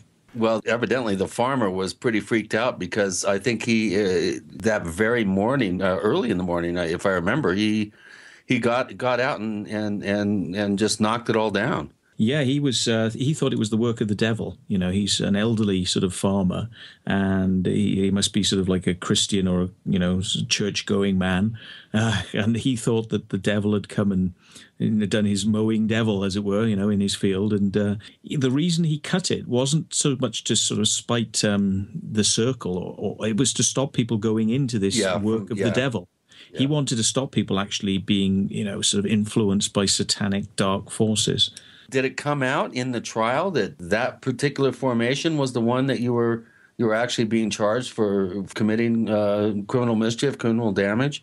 I just said to them, if I'm, whilst I'm here, I'd like to admit to one other offence, and I gave them the evidence, and they didn't even sort of question it, didn't add any more to the fine. I think the magistrate was kind of like, let's just quickly deal with this and off you go, sort of thing. Well, did the crop circle community, were they aware of the fact that you pled guilty to making that particular formation? Well, that and many other formations. The crop circle community are well aware of a lot more than you would think. I have admitted to making most of my formations now because several years having passed, there's kind of like a law in the UK for sort of menial offences. If you haven't really been caught within a certain amount of time. It's like a statute of limitations. They can't pick charges up on you. That's the one, yeah. Now here's a quick question for you before we get into the paranormal stuff, which I'm very, very interested in, I must say. How do, John Lundgren, Team Satan, yourself, others who have been out for years allegedly fabricating these circles, how do you prove that you've done it? Do you, put the design into a sealed envelope and send it to yourselves with a post date on it? Do you contact people? Is there some sort of registry that you guys have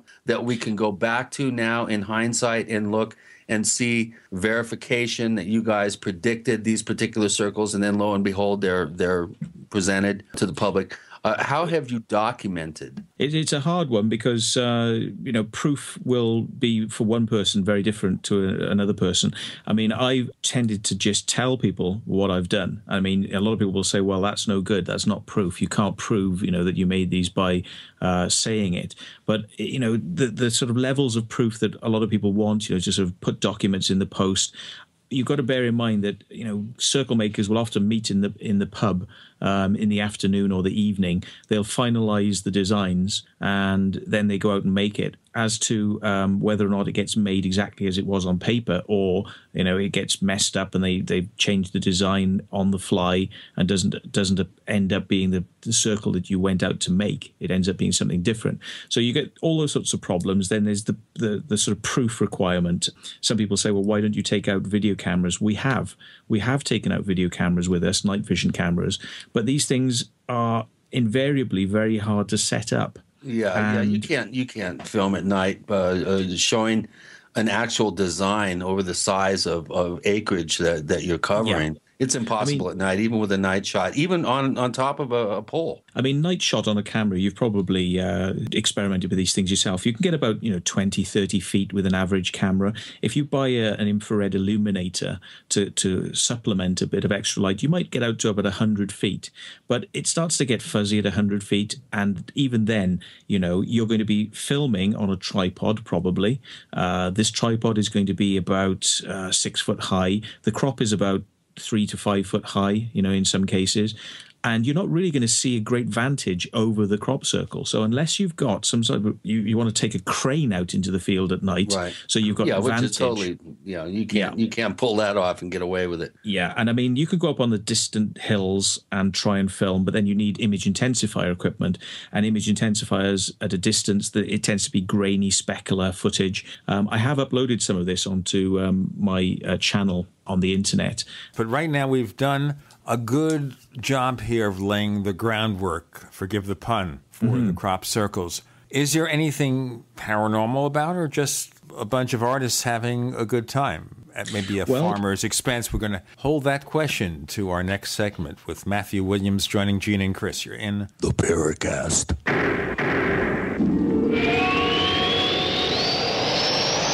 America's #1 source for independent talk radio for over a decade.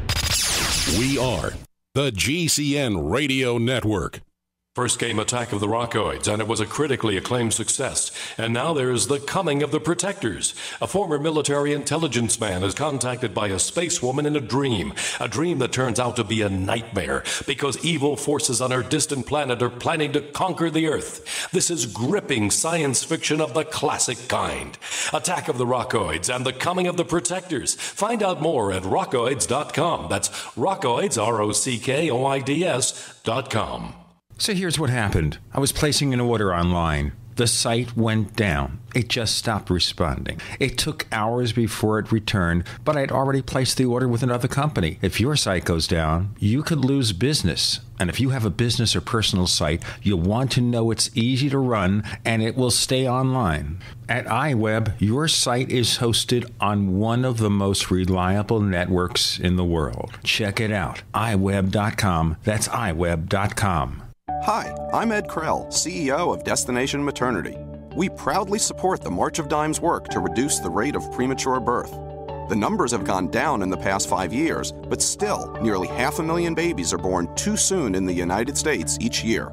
We're helping the March of Dimes fund cutting-edge research and community programs to help more moms have full-term pregnancies and healthy babies. Join us in working together for stronger, healthier babies. Visit marchofdimes.com. Uncover a simple privacy loophole that can stop the NSA spying thugs in their tracks at privacylockdown.com. The NSA has already shut down hundreds of sites, and to truth be told, they could shut down this operation at any time. See, the privacy loophole I'm about to show you allows you to make all your sensitive information disappear in the next 30 days or less. Go to privacylockdown.com now to take your life off the grid and see the loophole in the NSA and FBI spying machine before they close the loophole forever. Go to privacylockdown.com. If you owe the IRS back taxes, listen carefully. Sweeping changes to IRS policies will help more people than ever eliminate their tax debts once and for all. And now, thanks to Dan Pilla, you can get the tax help you need to end your tax nightmare. Hi, I'm Dan Pilla. I've helped thousands of people reduce or eliminate tax debts they couldn't pay. And after more than 30 years of experience dealing with the IRS, I can tell you there's no such thing as a hopeless tax case. With the IRS's new policies, it's easier than ever to put your tax debt behind you once and for all. Call now at 800-346-6829 to learn how I can help you. You know your IRS debt will not go away by itself, but you don't have to live in fear anymore. Call 800-346-6829. Learn how I can help you eliminate wage and bank levies, release tax liens, and negotiate a settlement with the IRS that will put your tax nightmare behind you forever. Call 800-34-NO-TAX or go to my website, taxhelponline.com. That's taxhelponline.com. You have all seen and heard about the elements of the periodic table. These elements are the building blocks of everything in the universe. You, my friends, are made from these elements. A shortage of any of these important trace elements can lead to disease. Go with the science and take the Lady Talk Health Challenge and get all 90 essential trace elements with a healthy start pack at ladytalklive.com. Or call 855-333-LADY. That's 855-333-5239. Research shows it's not just what you put in your body that counts, it's what you put on it as well. Why not use an all-natural, healthy mineral-based makeup that actually benefits your skin? Once you experience the airiness and flawless coverage of Youngevity mineral makeup, you will never use anything else. With Youngevity, the perception of your complexion will be natural perfection. Animal-friendly mineral makeup at Mary Lou Health. That's MARILU Health.com. Or call 855-321-HEALTH. Hi, this is Don Ecker, and you are tuned into the Paracast. Let me tell you what, you're going to hear stuff here that you probably won't hear anywhere else. Hear that, George Snorri? On the Paracast with Gene and Chris, we have the crop circle maker himself, Matthew Williams. Now, we've kind of given up then on E.T. doing this, but why would anyone think that there's a paranormal aspect to crop circles? Matthew Williams, explain. Well, it's kind of funny. Going back to Doug and Dave, if you think that they kind of were influenced by seeing a design, the Tully Tully saucer nest, that's what started Doug's interest. And he did a design in the fields to kind of see how people would react. And then they thought it was extraterrestrial or weird Gaia forces, spirits, whatever these researchers believed that these things were. They took it on, and these researchers expanded and developed these ideas in people's minds. And the circle makers came along and just kept on supplying more and more of what these researchers were talking about and where their interests were lying. So, it kind of like one thing follows on from another. Suddenly you've got a load of people coming to do research, like myself, sky watching, looking at the crop circles, and they're looking for certain types of things. When you're looking for something, sometimes you find it. A lot of the time, I think people will find what they want to find. They will see what they want to see in the crop circles. If you're in an area like Wiltshire, it's got very good sky at night because it's not light polluted like you get, around some of the cities. So it's a great area to skywatch. And you've got all these teams of people now doing sky watches on the hills because of the crop circles, because these things are found in the fields.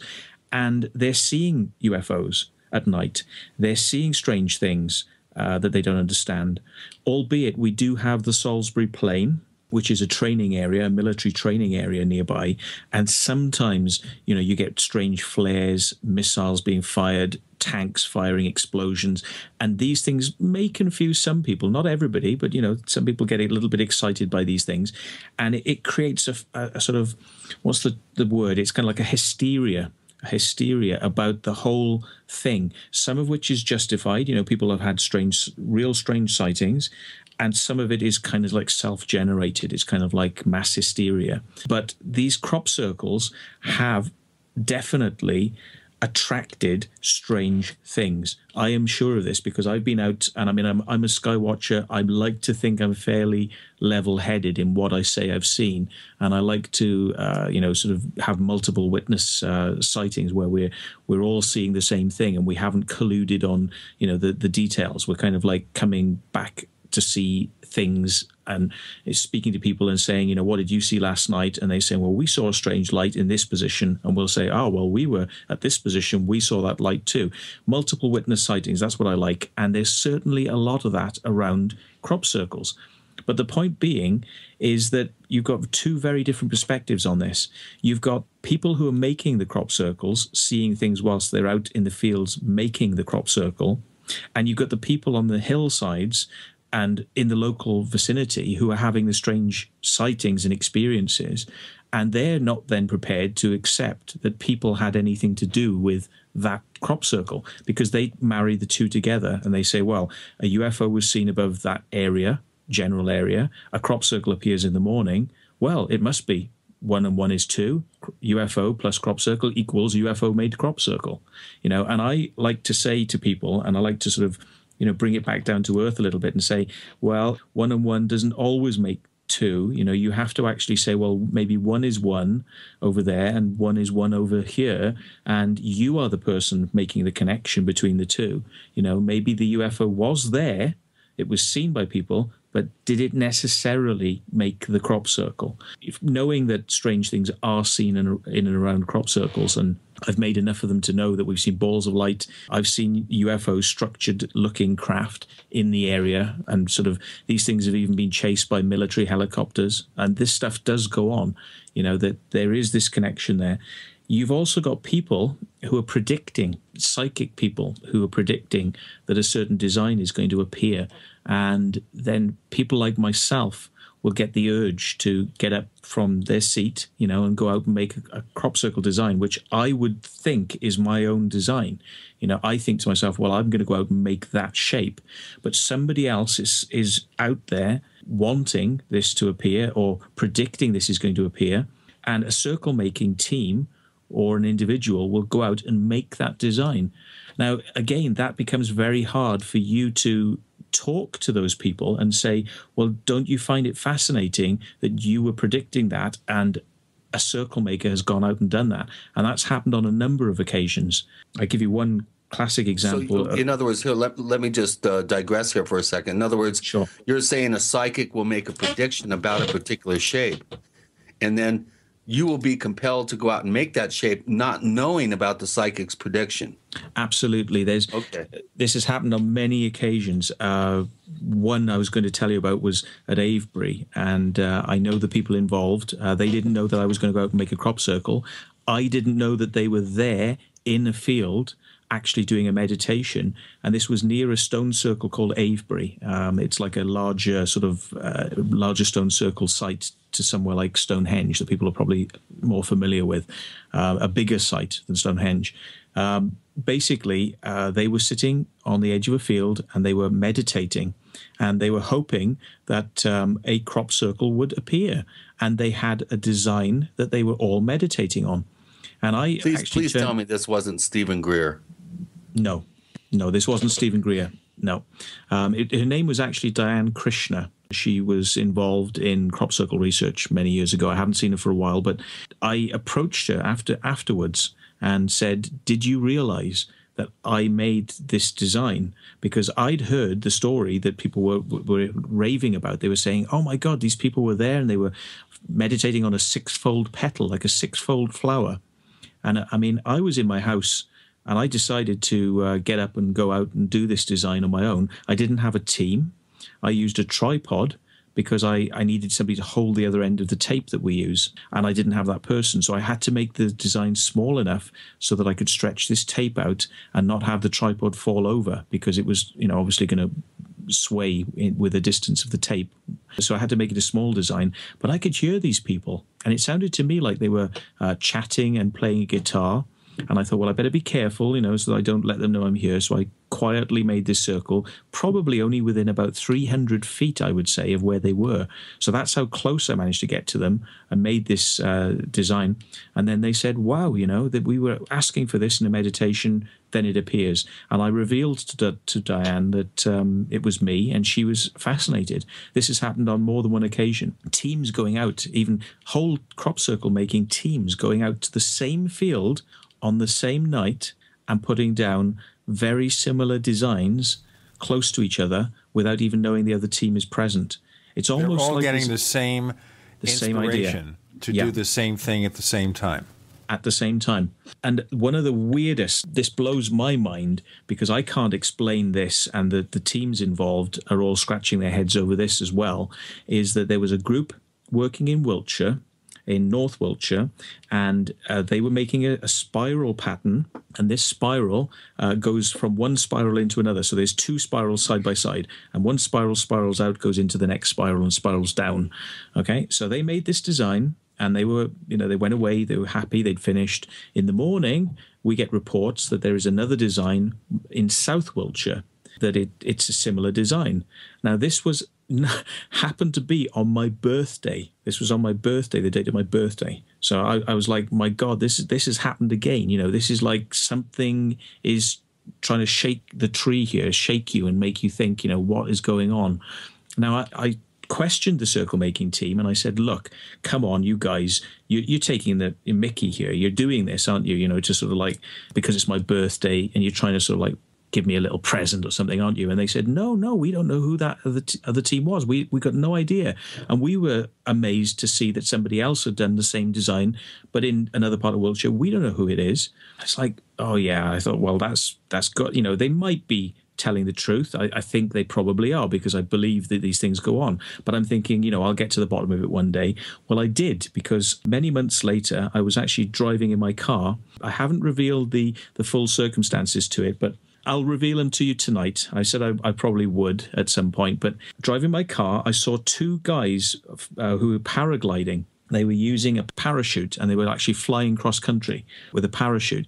And I could see these guys were coming down into a field, and I knew where they probably had taken off from, because I'm a pilot and I know where the airfields and where people fly these things. And I thought, well, I'll offer them a lift, because they probably need to get back to their base. So I actually pulled up. This is miles and miles from anywhere. We're talking about 30 miles away, so it's well out of the crop circle area, and I'd never met these people before. I offered them a lift. They got in the car. We were driving. I said, what are you interested in? And they were chatting. And I said, oh, I'm interested in crop circles. And they said, oh, that's funny, because we made our first one. Matthew Williams joining Gene and Chris. You're in the Paracast.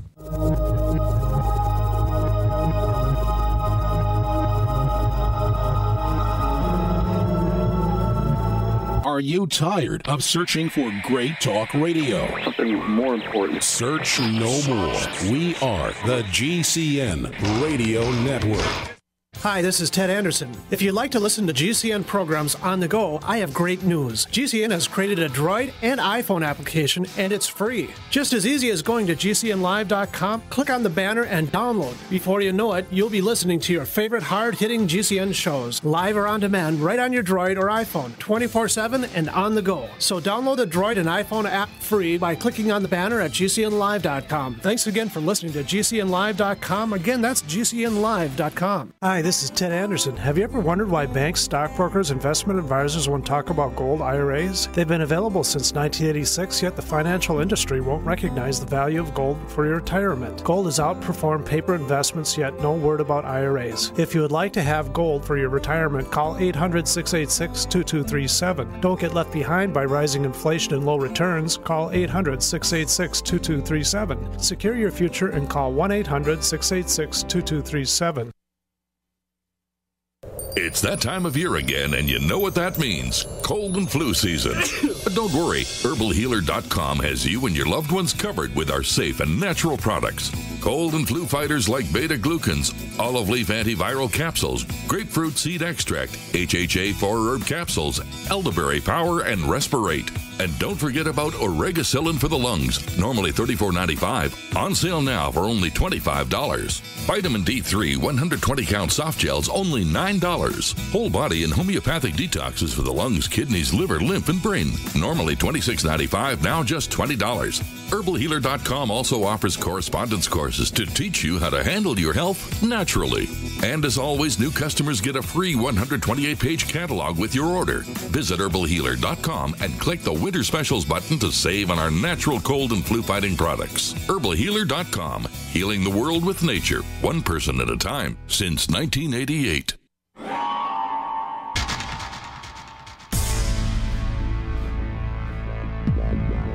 Welcome back to the Paracast, the gold standard of paranormal radio. And now, here's Gene Steinberg.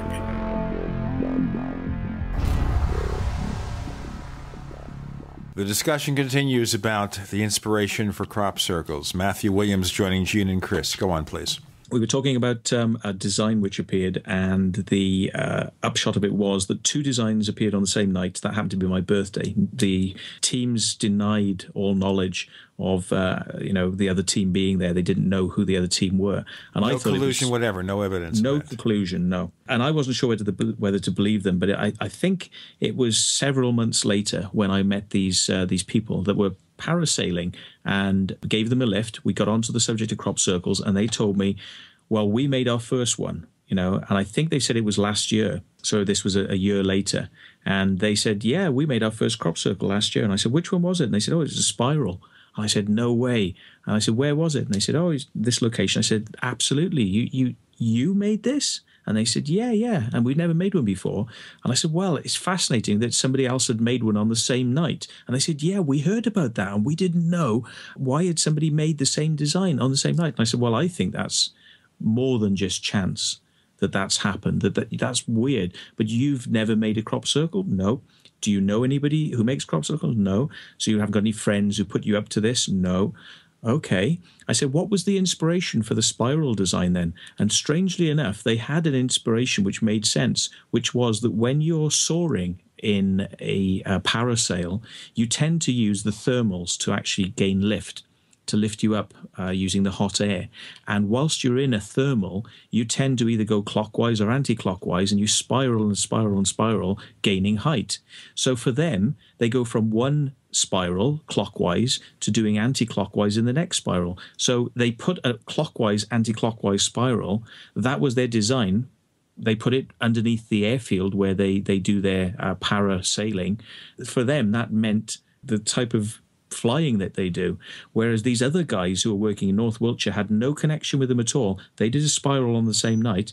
Why two spirals on the same night with the teams not knowing each other? To me, the designs are so much the same, it would be like winning the lottery. And circle makers are winning the lottery like this on a regular basis. Too much to just be left to the idea of chance, I believe. So, this goes on and on and on. I could give you story after story. We do a show, where we talk about these things in great detail, and I bring the teams on and I say, so I'm not putting you up to this. We're not sort of making you, so say something that hasn't happened here. Now, you tell it the story your way. And the circle making teams, time after time, come out with all these stories about strange coincidences where somebody was telling them that they had a premonition that this design was going to appear, and then these circle making teams have gone out and done what people were asking for, and it's fascinating. And I think that's really what, over the years, as a culmination of experiences I've had, has brought me to think that circle making is a good thing. Yes, it has the aspect of it being a criminal damage thing where the farmer's field is being misused in that way. But I've kind of come to the belief that, well, it may be misusing the farmer's field, but for what it actually represents in terms of wonderment and a strangeness that people can explore, I think that is worth more than the wheat that's in that field. The only problem is that we haven't actually why don't we just pay the farmer? People say, why don't we pay the farmer and do it legitimately? But ultimately, that costs a lot of money. It does cost a lot of money. And then you're beholden to the farmer to tell you where you can work, when you can work. And as I said to you earlier on, a lot of these things are spontaneous. People decide in that evening, we must go out and make a circle now. And then they get in their car or they walk to where it feels right. And that's very important, where it feels right. Circle making teams, year after year, even different teams will walk to a field, and many times they've stuck a circle on top of where a circle was the previous year. And if you're thinking of randomly walking into a field and stopping at the same spot, or stopping at a spot where there seems to be an underground aquifer, a water effect that you can see from the air but is not visible from the ground. And at night, how people seem to come to these same spots time after time and put them in the same locations. It's very interesting. It's almost like a form of dowsing, I think, where people are kind of getting the feeling. When he was on the show, he mentioned that he gave the example of a pentagram that was placed inside a 5-sided field that was perfectly positioned within the field. And he said that the odds of that being done just coincidentally were astronomical. And so, what you're bringing up here are some very interesting points of, synchronicities and hyper coincidences. Have you ever seen a formation that you are convinced was not made by somebody, that was truly high strange in its origin? Well, year by year going by, more and more of what I believed could possibly be something strange and not human. These things have been eroded even for me, because I used to believe that there were some formations that we would never find out the truth to. And, by me setting up the question in my mind, I would like to know about that, I've ended up having answers which have come out of the most strange places, like these two pilots, in the middle of nowhere, and they just happen to be the circle makers, and I meet them. The chances of that happening and the chances of them doing these spirals on the same line. That's one example. I can give you other examples. Colin talked about the Celtic cross formation that he, I believe, asked for. I think it was a Celtic cross. Right. And he was kind of saying to himself, well, if there's something out there, then, kind of like make contact with me. And bang, something happened outside his window, Well, who were the circle makers behind that? That's what I'd like to know is, who did that?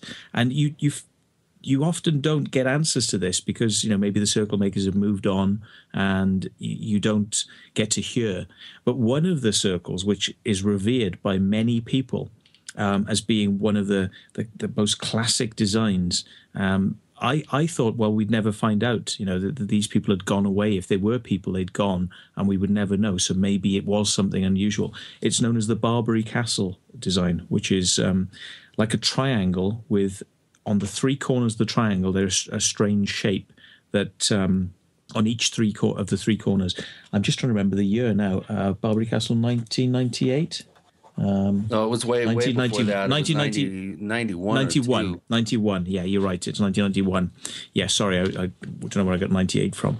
But Barbary Castle is held by many people, myself included, as being one of these designs that it just really was exceptional for its period. Nobody'd seen anything like it. It changed the game. That put it into a whole new realm. That was quite paradigm shifting. Yeah. I mean, crop circles were quite simple affairs, as you're aware. I mean, it sort of like changed overnight to being incredibly complicated designs. And this set the new standard then for circle makers to kind of reach a new level, which a lot of teams, it took them time to sort of get to this level and move on. And as today, I mean, just look at it today. I mean, you've got alien faces. I mean, it's just like even things I would kind of like, screw my eyes up at kind of thinking how you do them. Going back to the Barbary Castle formation, this chap was chatting on the top of a hill near a monument. And I was listening to this guy chatting to some other fellow who was there, and I'd driven up this this hill on a motorbike. I had a scrambler bike, and I was near this monument, and I was listening to this conversation. With the wind blowing past us. All of a sudden, they got onto crop circles. And it was like, oh, yes, they sometimes have crop circles in this area. And I could tell by the way that one of them was talking, I was thinking, you know more about this than you're saying. I just had this sort of thought into my head, this guy seems to kind of know something. And he's not saying, he's playing coy and he's playing it down, but he knows more. Because I've heard that patter before, the way that sometimes circle makers don't want to get into it with people because they're opening a can of worms, where people might even start attacking them, if they kind of reveal that they're a circle maker. Yeah, hell hath no fury, like a crappie with its hackles up. Yeah, or a Linda Moulton Howe with an umbrella hitting me across the head. Yeah. we've got to do this break. We have Matthew Williams joining Gene and Chris, all about crop circles all the time. You're in the Paracast.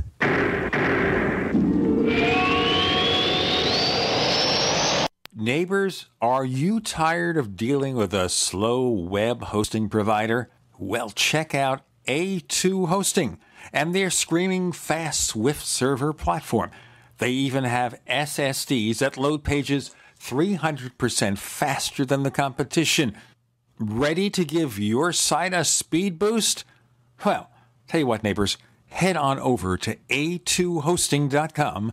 That's A2, that's number 2, a2hosting.com. Check out their Prime hosting account. And get this, neighbors, they're even giving you an exclusive 25% off discount for all our listeners. 25%.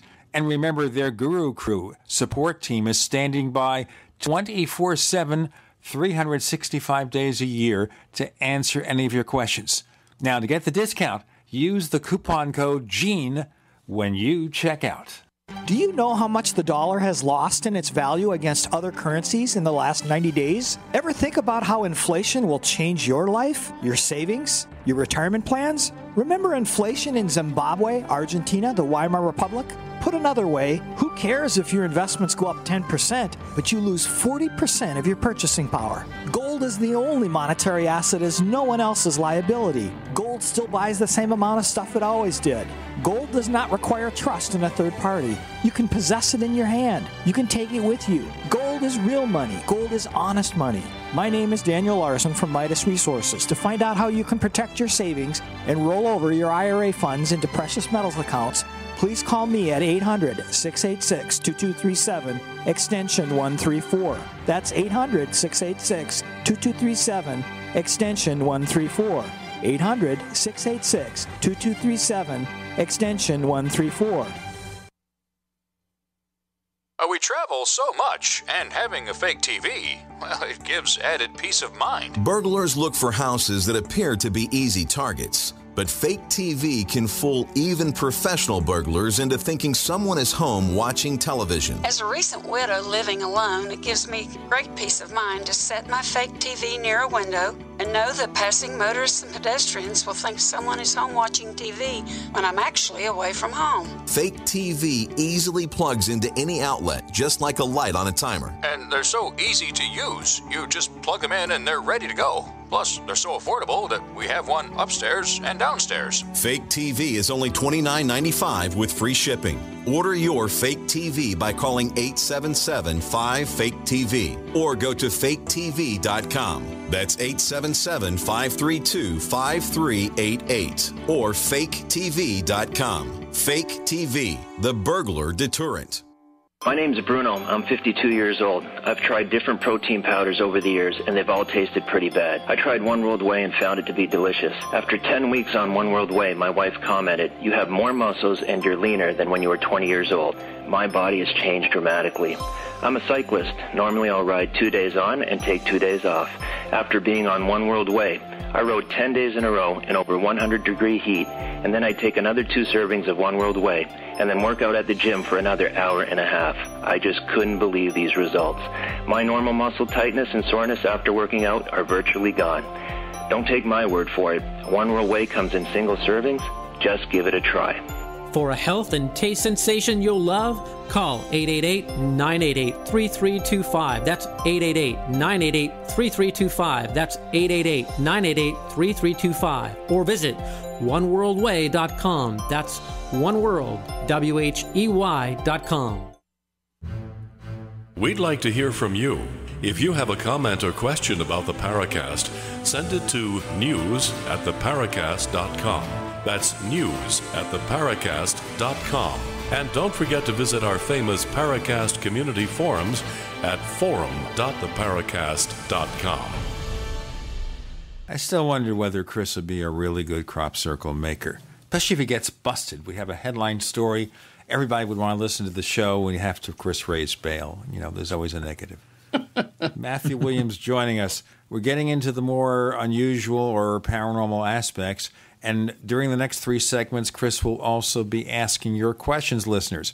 We have so many, there's no way we'll get to them all. I think we've answered some of them just by what we've talked about. One that I really want to get to before we get too far down the pike here has to do with the magic basket, or the Bishop's Canning's basket formation that you claim you made and were busted for. Now, Simeon Hine, who is a remote viewer here in the United States, has actually a remote viewing training operation. Evidently, he went out and did some electromagnetic anomaly detection work in that formation on the land after it had been mowed, or the crop had been gathered by the farmer. And Constance has a very interesting question here, and it's pretty long, but basically what she's asking is, what do you think of the energy readings that showed that there were more than 100 volts greater within the previous formation than in the surrounding wheat field? And she goes on and on, stating that it definitely seemed to have some sort of unusual energetic properties, yet you're saying you just went out there and just whipped it out on your own. Yes, Chris. We went out pretty much. It was a spur of the moment thing. Somebody visited my house who was a well-known circle maker. Not well-known in the world sense, but amongst circle makers. He turned up, and a non-circle maker was there, and I said, would you like to come and make a circle? And to the person who was not a circle maker, would you like to come and watch? And so we went out. And this circle maker actually had a design idea, which was the shape that you are familiar with. It's like the circles that grade down. I think it's based on a pentagram. It's a five points, but there are 3 circles that go down, and then you've got the basket weave. Now the basket weave, the weave itself was my idea, but the design was this other circle maker who probably doesn't want to have his name mentioned. But anyway, we went out, demonstrated that we could do this for this person, and we were just about to flatten down the areas where the basket weave was. And I said, well, let's not just flatten it flat, because, we always do that. The idea had come to me that we should sort of put a pattern in it. And I said, look, if we sort of splay it this way and go back and forth and miss bits, it's going to kind of take on an unusual shape. I tried to kind of get him on board, and he was kind of not having any of it. He said, no, this sounds like a bad idea. I don't get what you're trying to do. I think it's going to look messy. It'll just detract away from the design, and people won't, kind of get it then. And I'm kind of like, well, no, come on, let's do it. And begrudgingly, he said, oh, go on then. And as we were doing this, we were actually sort of laying down the basket section. He then convinced me that it looked terrible. He said, no, you really have messed this up now. That's it. This has gone completely wrong. And I got convinced. He kind of convinced me. He's like, okay. And I sort of, head down, kind of like, well, sorry, we might as well carry on, because it's going to look stupid if we don't kind of make it look uniform. Just carry on as we started. Let's finish it. So I left that formation thinking, I'm not in somebody's good books there. He didn't like what I did there. So the next day, we heard from people, rave reviews coming, and I was going to drive up there because Bishop's Cannings was where I lived. So this was literally only about, a 5-minute walk from my house, this circle. The farmer had cut it out by the time I got there. But there were rave reviews. People had photos, and they said, oh, basket weave, brilliant. It's amazing stuff, absolutely superb. So in the end, I was kind of vindicated for my idea of doing that basket, and I have replicated it a few times since. I stopped making circles when I got arrested. So I must be clear. After the arrest, I was a good boy. I didn't make any more crop circles. And it was partially to do with, and this usually gets a laugh, because I got hay fever quite badly when I made the crop circles. So I stopped making crop circles, partially because I had been arrested, and also because it was a big relief not to be sort of streaming eyes, looking like somebody punched me in the eyes with swelling eyes, and suffering quite bad hay fever symptoms on occasions. So much so that I even had to stop making certain circles. I had to say, look, I'm going to leave you guys to finish this, because I can't stay here. This is just getting too bad, sneezing and wheezing and all that. So, but the point being, yes, I did do the basket. Electromagnetic effects. Well, there have been many circles that have been created with these effects in them. And unfortunately, because the sampling system was wrong, i.e. people like Ron Russell and Simeon Hine, who were doing the tests, actually used to think that people couldn't make these circles.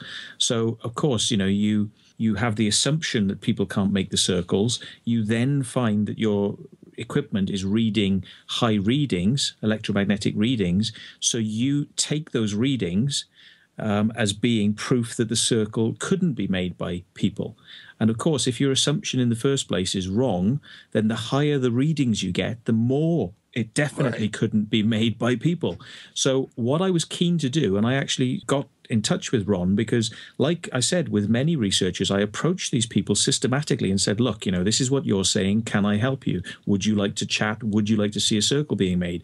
And Ron was one of these people, and he arranged to come to the UK. We got him to come out, and I was very lucky because there was a guy who needed a circle designed and offered to pay for a field. He wanted his company's logo to be put out there in the field, and so we got to do a daytime formation. Ron Russell and Simeon Hine were present. They tested the field with their equipment before we started, so there was no question that there were no strange readings on their equipment. And then, with Linda Moulton Howe, the researcher was there as well. She was present. We made this design in the daylight, and once we finished, Ron Russell came in with his equipment and Simeon Hine, and they said, wow, this has got the biggest readings of any crop circle we've ever been in.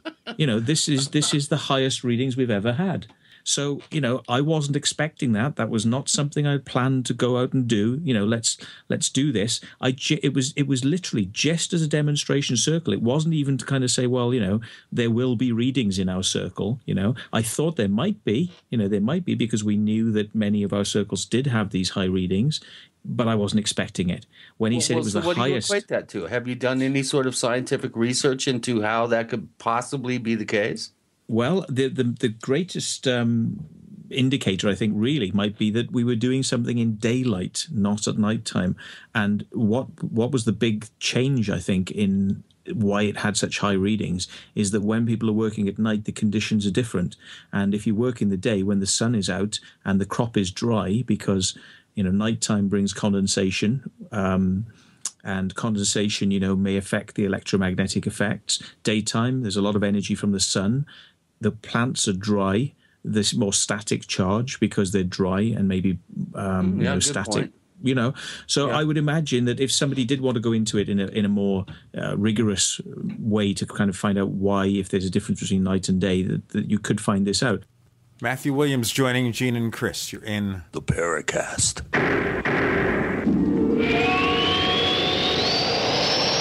The GCN Radio Network, providing the world with hard-hitting talk radio. GCN. Great talk radio starts here. Graphic Converter is the image manipulation tool for the rest of us. It does not use any database. You get full control of all your files. Want to view the images of a folder? Drag it into Graphic Converter, and a powerful browser opens up to show your image files. You could use it for slideshows. You could use it to import images from digital cameras or from scanners. Need to do some image editing? You can do that too in Graphic Converter. Also print catalogs. Convert from so many formats I can't even list them. Download now to see if Graphic Converter is good for you, like 1.5 million other users. Guess what? You could save money when you buy Graphic Converter. Use the coupon code NIGHTOWL. Use the coupon code NIGHTOWL to get a special price for Graphic Converter. Go to lemkesoft.com. That's LEMKE soft.com. lemkesoft.com. LEMKE soft.com. Here at MyPatriotSupply.com, our customers are number one. Built on a self-sustaining business model, we don't owe our existence to big banks or big business. Instead, this company was built by you, the customer. The success of My Patriot Supply is a testimony to the loyalty and dedication of each and every one of you, to our old-fashioned values and top-rated customer service. These elements alone have made us the choice of patriots everywhere. We believe that being prepared should not be a luxury reserved by people with large disposable incomes, which is why we have the products you need at the prices you can afford. We bring you our Patriot Pantry brand of storable food, which features top-of-the-line flavors and carefully packed to store for 25 years. plus water purification systems, non-GMO heirloom seeds, survival gear, all perfect for off-grid living, and much, much more. Visit mypatriotsupply.com or call 866-229-0927. That's 866-229-0927. mypatriotsupply.com. An e-cig revolution is sweeping across the country. But is yours American-made? Vaporite e-liquid by LeSig is. Manufactured in Arkansas with 100% USA-sourced ingredients. And when you buy American, you support local jobs. Vaporite e-liquid by LeSig is top quality at an affordable price. The very principle that once drove the American economy. Get great taste with no ash, tar, or smoke. You'll be wondering why you didn't make the change to Vaporite e-liquid by LeSig a long time ago. LeSig.com has everything you need, for beginners to the advanced vaping enthusiast, with a wide variety of hardware, and also imported e-liquid flavors as well. Plus, LeSig smokes the competition with fast, free, same-day shipping, real people customer service, and a 30-day satisfaction guarantee. Support our country and become a Vaporite at LeSig.com. Or call 870-525-1440, 870-525-1440. LeSig e-cigarettes for today's modern smoker.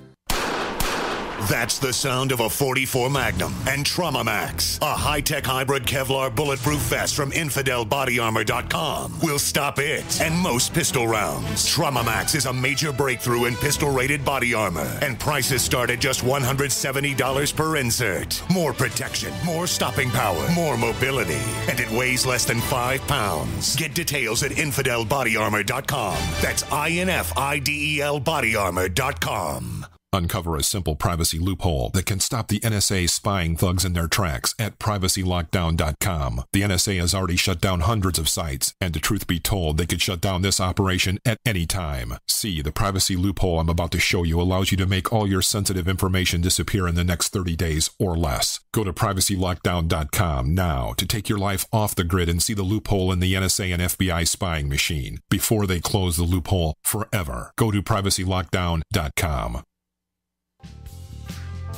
Hi, this is Nick Pope. You're listening to the Paracast. We're continuing our final two segments of our visit with Matthew Williams, and you can see here where we're not going to even begin to cover the surface of listener questions, are we, Chris? Yeah, we're going to have you back, Matthew. This is fascinating stuff. I'm just sitting here scratching my head looking at this from a scientific perspective, and if what you're saying is real and true, then I'm just wondering what possible test, scientific test or series of tests could be conducted to, let's say, determine a high strange formation that was not human-made versus one that is human-made. There's certainly things you can look at, which I've done videos on YouTube which explain what I call how to prove a crop circle is man-made guaranteed. You can look that up if you want to sort of see it on YouTube. How to prove a crop circle can be made guaranteed, man-made guaranteed. And what I say in there is that you will spot certain effects which you can see in photographs quite clearly, and these are what I call combing marks. If you imagine if you had wet hair or sort of like wax in your hair, and you put your fingers through your hair or you put a comb through your hair, you're going to get marks from the comb. The teeth of the comb are going to go through your hair, so you're going to have little bandings going through. And you get the same thing happen in crop circles when they're flattened with mechanical tools, such as a stomper board, which is the wooden board with ropes on that we use to sort of press the crop down. Now, when you do this in a systematic way with the same distance size crop boards, you're going to get these marks in between the overlap points where you've flattened one bit and then you have to go all the way around and then you come to flatten the next bit and the next bit and the next bit. Well, these look like comb marks, and you can see them visibly in a lot of crop circle photos. So you can go back now on the internet, pull up these photos that you've looked at for many years and thought, wow, great design. And suddenly, I bet you any money you're going to spot these marks and you won't have really realized what they are. Right. And it kind of ended up looking like a vinyl record. You know, you've got these marks going round and round and round. Right, if you measure, they're tracks, basically. Yeah, they're being tracks. left behind. Well, how many, do you think that there are actual formations that cannot be explained? I mean, we never really asked you that question. Are there truly high strange formations that have no human perpetration behind them? No, and actually, I don't think there is. But if there were, they would be the designs which are not geometrical, i.e., the simple circles, because nobody ever really owns up to those. And in effect, what you have with circle makers, they're teams of artists doing complicated designs. They're more than happy to tell you that they're doing these things. So it's kind of like you have the culprit is owning up to it. But what all the teams are kind of saying is, yeah, but we don't make those simple ones. Those simple ones have always been there. They've been there before anyone probably made circles. And so I say that really researchers have thrown the baby out with the bathwater when it comes to which crop circles are which, because now it seems they're only interested in crop circles the more complicated they are, which of course is pointing in the wrong direction. What they should be looking for is the crop circles that are actually simple in nature. The more complicated it is, the more that is evidence that it's probably been done by an intelligence, and that likely intelligence is human. So, you brought me back to the point. Actually, there was the Barbary Castle formation, which I never finished the story, did I?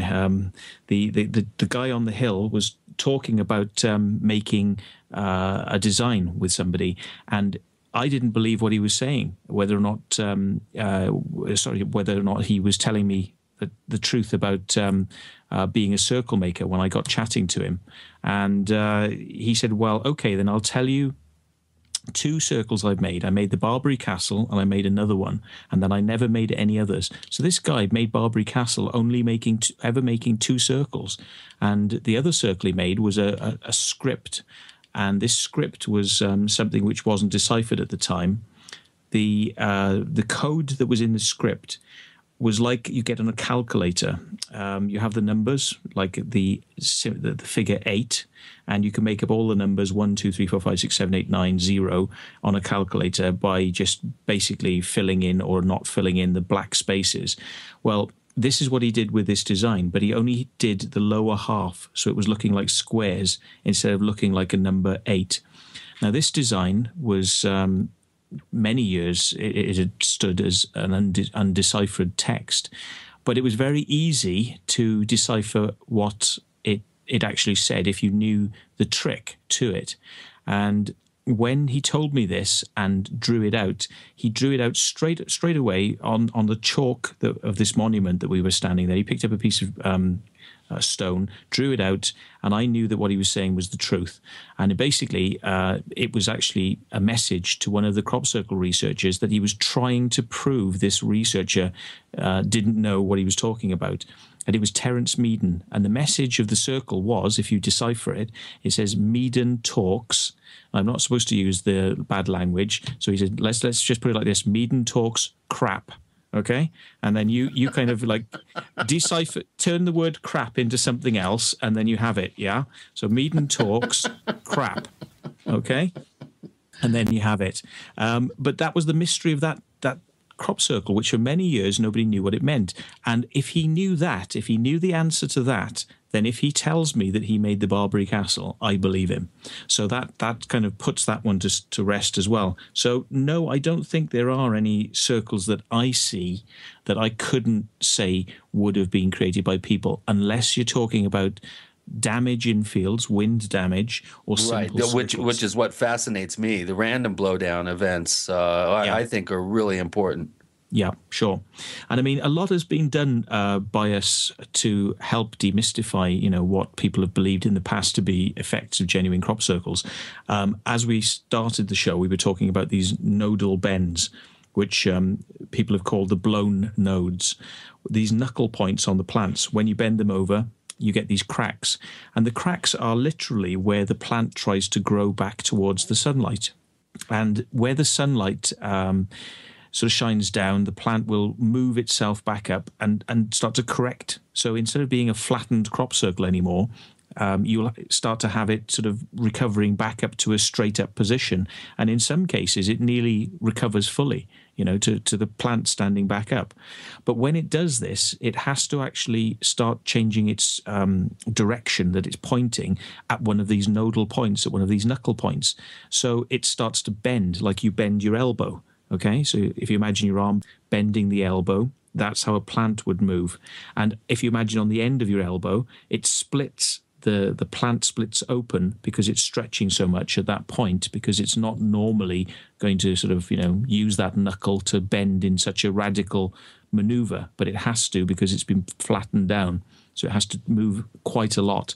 That knuckle point then splits open and seeps a fluid, which has been described to me. It's like a yeast type substance. And that then dries on the outer exterior of the plant when it seeps out, and that turns black. And when it turns black, it looks like it's heat damage. It's not heat damage at all. So when people like William Levengood came along and started saying about microwave damage in the plants and cellular changes, it all sounded great. It was what people wanted to hear. It was exactly the type of thing that people wanted to hear. And then, we basically found out that this is a natural effect. It's well known. It's called phototropism. And William Levengood is supposedly this scientist, plant biologist, and he should have known this. Let's call this a Stop the Presses moment. Ladies and gentlemen, we're going to be featuring next week on the Paracast none other than Richard Dolan. Of course, Richard has written those books, UFOs and the National Security State. He was co-author along with Bryce Zabel of 80 After Disclosure. He's got a book coming out called UFOs for the 21st Century Mind, an Ancient Mystery for a New Era. This is going to be one fascinating session. Richard Dolan coming next week on the Paracast. Matthew Williams joining Gene and Chris for one more segment. You're in the Paracast.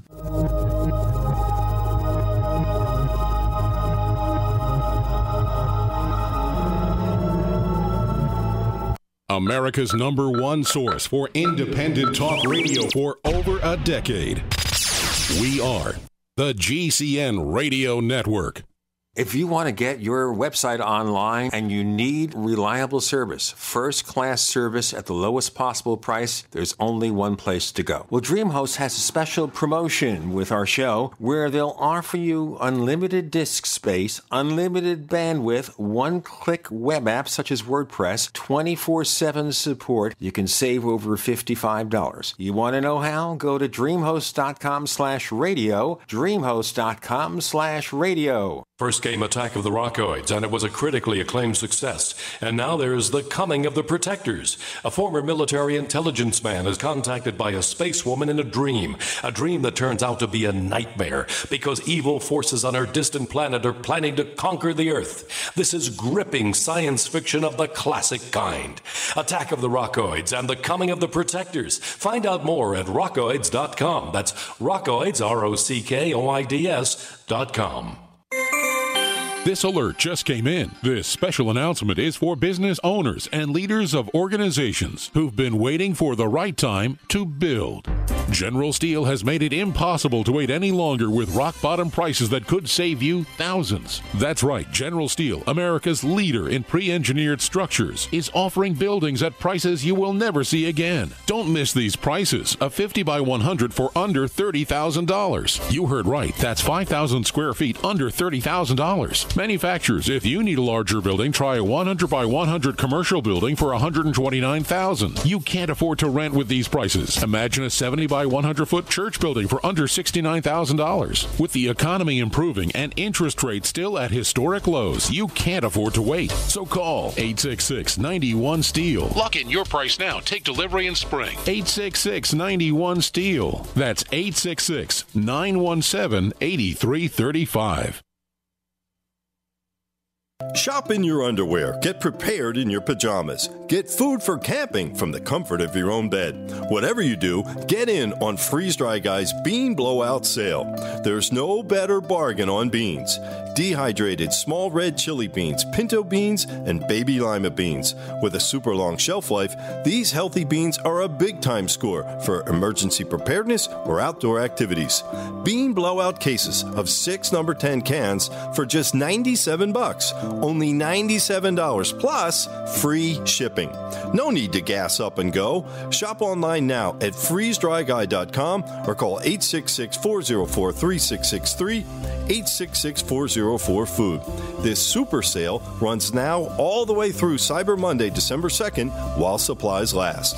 Freeze Dry Guys, beans, they're good for your heart. The more you buy now, the more you feel smart. On sale only at freezedryguy.com. Hi, my name is Scott Fuchs, teacher and rowing coach for over 14 years. I was sluggish, overweight, on prescription drugs, and only 30-something. Fortunately, I was referred to Dr. Z, and happy to say Dr. Z's all-natural protocols over a consistent course resolved my health issues. I'm in the best shape of my life, and most importantly, on 0 medications. I'm Dr. Zdanowski, author of Evology, trained as a primary care physician, surgical manipulation under anesthesia, expert in nutrition, diet, weight loss, immune system, and I specialize in chiropractic. My 15 years of professional experience has taught me the 4 keys to vibrant health: a balanced musculoskeletal system, an integrated nervous system, a flowing lymphatic system, and a body filled with over 90 essential nutrients. This has been a secret too long. Actualize your potential, reverse disease. Call me, Dr. Z. 201-945-1177, 201-945-1177, evolveyourself.com. Hi, this is Ted Phillips, listening to the Paracast, and it's as good as it gets, believe me.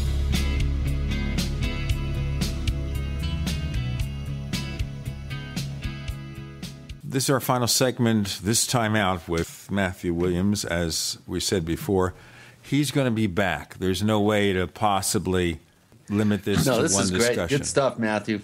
Sure. Okay. Well, thanks very much. I mean, we've got like 72 hours worth of Circle Makers TV. You know, so this just goes to show you just how much you can talk all day long about the details, the real hardcore details of what's going on here.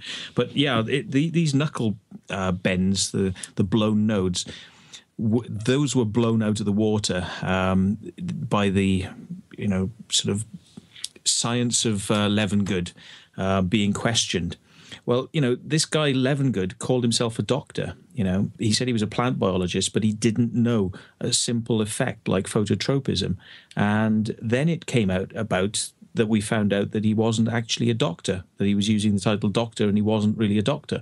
And well, that was, in all fairness, that was ascribed to him by Nancy Talbot. He actually never, to my knowledge, called himself a doctor.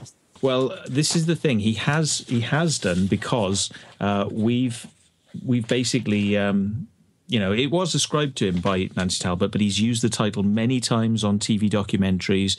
And when he was questioned about whether or not he was a doctor, he then came forward and said, yes, I was given my doctorate as an honorary doctorate from the National Academy of Sciences. Now, he told this to UFO researcher Kevin Randall. And Kevin Randall said, well, that's great. Thank you for telling me that. And then he went to check it out with the National Academy of Sciences. And they said, we don't give out honorary doctorates. So not only had he used the title, but he had compounded the lie by, saying where he got the title. So, it was like a double no. So unfortunately, I know these things crop up a lot in crop circle research. There are a lot of people using fake titles out there. There's a lot of people in the UFO community that do the same thing. Yeah, but I mean, it's so easy to disprove. I mean, you think to yourself, if you just didn't say that, if you just said, look, I'm somebody who's interested in plant biology, I'm not qualified, I'm not a doctor. Well, he has a master's, and to my knowledge, he does have a master's degree. But let's move beyond the minutia here. Let's ask some questions that pertain to the future. This year, we saw a dramatic decrease in the number of crop circles that were reported from the predominant area in southern England. How do you feel that this is going to play out as the mystery sort of subsides? Do you think we're going to see reduced levels of crop circles, or do you think that the interest is still there for people to go out and spend the time to do this? Well, yeah. I mean, I should just point out very briefly, there's somebody's just put a piece of paper under my nose that reminds me that Mr.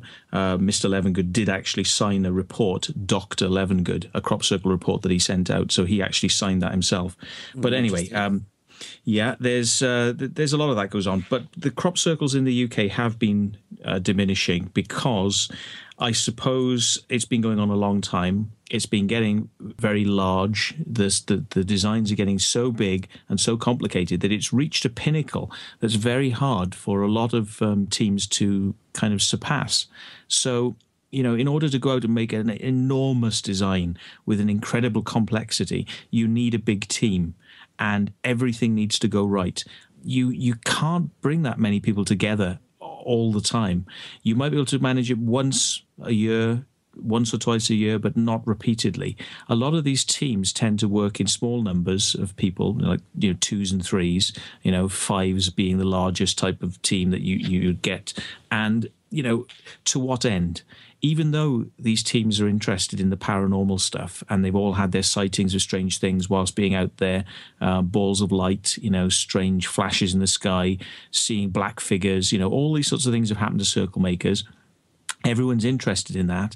But at the end of the day, it does come down to the bottom line, which is money. What are the sort of circumstances of these people's lives? Have they got the ability to do it? Some of them have got married and they've got kids. It makes it a little bit harder for them to get away to do what they used to do when they were a bit younger. And we've all moved on. I mean, I've been involved in this for 20 years. So if you imagine, people that were starting this at 20 years, they're going to be 40 years old now. So there are some circle makers out there who've been doing it 20 years that I know, such as Julian Richardson, and he's one of the best circle makers out there. He does the really high quality designs, very large stuff, very intricate, brilliant, and he's never made any money out of it. He's never got commissioned to do work. He's never got any of the fringe benefits that some of us have got. Like, I mean, I've been lucky in some respects that, I've been asked to go and do things, in other countries because I'm known as a circle maker. He wasn't known as a circle maker. He was kind of on the fringes.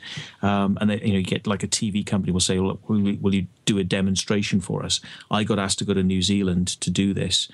Julian's never got any of that sort of stuff. So he quit this year. He quit from making circles. That means that the quality of the circles out there has gone down. The people who are left behind making circles, not quite the same standards, and it has had an effect. Julian has now switched to doing sand art, and he's doing designs on beaches. So he's working in the daylight. People can see what he's doing, and he can actually publicize his work without any fear of prosecution, because that's something that does actually trouble him, is actually getting caught. Not something that really worries me so much. I've been there, done that. But it does for some circle makers. They do want to remain kind of like away from the police and away from that type of stuff. We have only a couple of moments left. Let me throw you a fast question here. Does this become a fad and eventually people just give up on it? Well, like there is a terrible possibility that because the numbers are coming down and interest is coming down, and because the truth is coming out as well, what we're talking about here, I find, is actually very unpopular. It's not something that a lot of people want to hear. They don't want to talk about it. They don't want to accept it. And when this show is over, people will be quite happy. Most of these crop circle researchers will be quite happy to pretend like we've never had this conversation. The show does not exist. Okay, and so they would prefer that the truth isn't out there. The truth is suppressed so they can make their money from the calendars and the tours and all that sort of stuff. The circle makers don't make any money from doing any of this. They don't do tours. They don't do calendars. They don't sell anything. So a lot of these circle makers are kind of like, well, I don't want to keep on making circles to support an industry for these people that really only ever, slag us off, call us nasty names and say that we're horrible people and that we shouldn't be approached and this sort of thing. So it's kind of, it's had a whiplash effect. These research eating its young. The researchers have kind of like destroyed the golden goose because they won't come together and talk about what's really happening, and they won't talk about the paranormal stuff. So I've tried to bridge a gap by doing what I'm doing here and talking about the reality of there being something strange, hoping that it'll bring the communities together so that we can talk. But at the same time, I do realistically see that possibly the truth coming out has actually made a lot of people turn off to this subject, which is a sad thing. But, the truth is the truth, and we have to decide whether we're going to live in a David Copperfield world or whether we're going to live in a sort of real world. Okay, Matthew Williams, tell our listeners where they can find more of what you do and about that YouTube channel. Yes, if you want to sort of listen to many hours of Crop Circle chat, we've got Circle Makers TV, which is one word, Circle Makers TV on YouTube. Just type that in and you'll get to us straight away. I must give a government health warning. Your ears will be greatly offended at the amount of bad language I use, which I've been very I haven't done that tonight, but it really does bottle me up, I must say, because I'm much better when I can, beep, beep, beep. Yes. You do not sound bottled up. Chris O'Brien, where do we find more of your stuff? Well, as Matthew has been pointing out, we live on our strange planet. Not your strange planet, Matthew, but it's our strange planet. And boy, it's strange.com. And I'll tell you what about strange things. We have a place on Twitter where you can find us called The Paracast. Check us out on Twitter for The Paracast. We have a Paracast fan club, 2 of them, on Facebook. We don't have a YouTube channel yet, but I think we're going to get there someday. Okay, Matthew Williams, thank you so much for joining us this week on the Paracast. Thank you, Gene. Thank you, Chris. It's been very great it's been nice to be had. Couldn't get that out then. It's been nice having me. Yes. You've not been had, don't worry. Thanks.